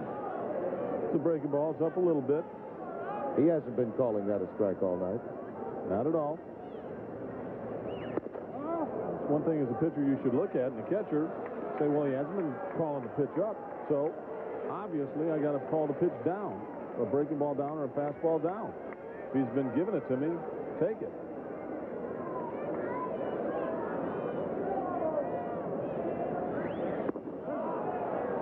Puffer loses him and the bases are loaded. Well, this is the last thing Jim Hendry wanted to see. You can see he's not real happy right there. Do you remember the scene in the series when the Dodgers were playing the Mets in the NLCS? Lasorda had seen a couple of walks, and he just ran right out to the mound, blistered the relief pitcher. I can't recall offhand who it was. 3 straight strikes came in shortly thereafter. Here is Michael Case, the junior psychology major out of Fullerton, California. There's a strike. It'd be nice if it worked that way always. It's amazing what a verbal beating can do to a relief pitcher. They respond quickly.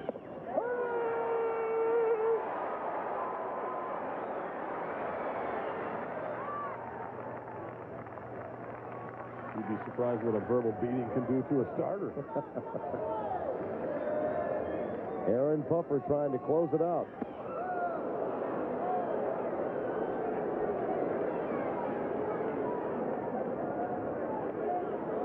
Puffer's trying to reach back for a little extra here. He's just overthrowing the ball.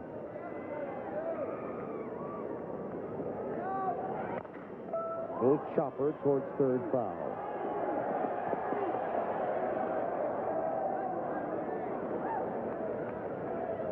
In case you just joined us, Eric Maloney, though surrendering 7 base on balls, is in shape to pick up the win tonight. Got some relief help from Darren Harris, and now Aaron Puffer in the game. We're in the top of the 9th. Tim Brando and Steve McCaddy, the Long Beach State 49ers, facing elimination with 1 out. And the bases jammed with Michael Case, the pinch hitter.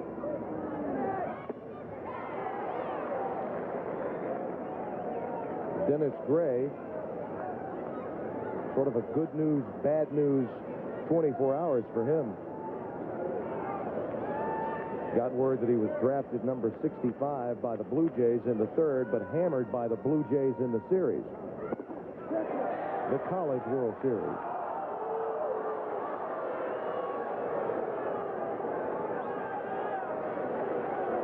There was also some other good news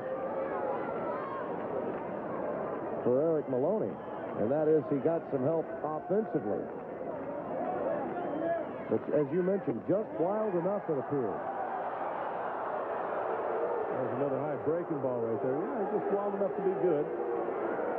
Keeps the hitters on it. Now, this pitch is up just a little bit. It's not where it finishes up. It's where it crosses the plate and it crossed a little high. Got him. Fastball outside corner at the knee.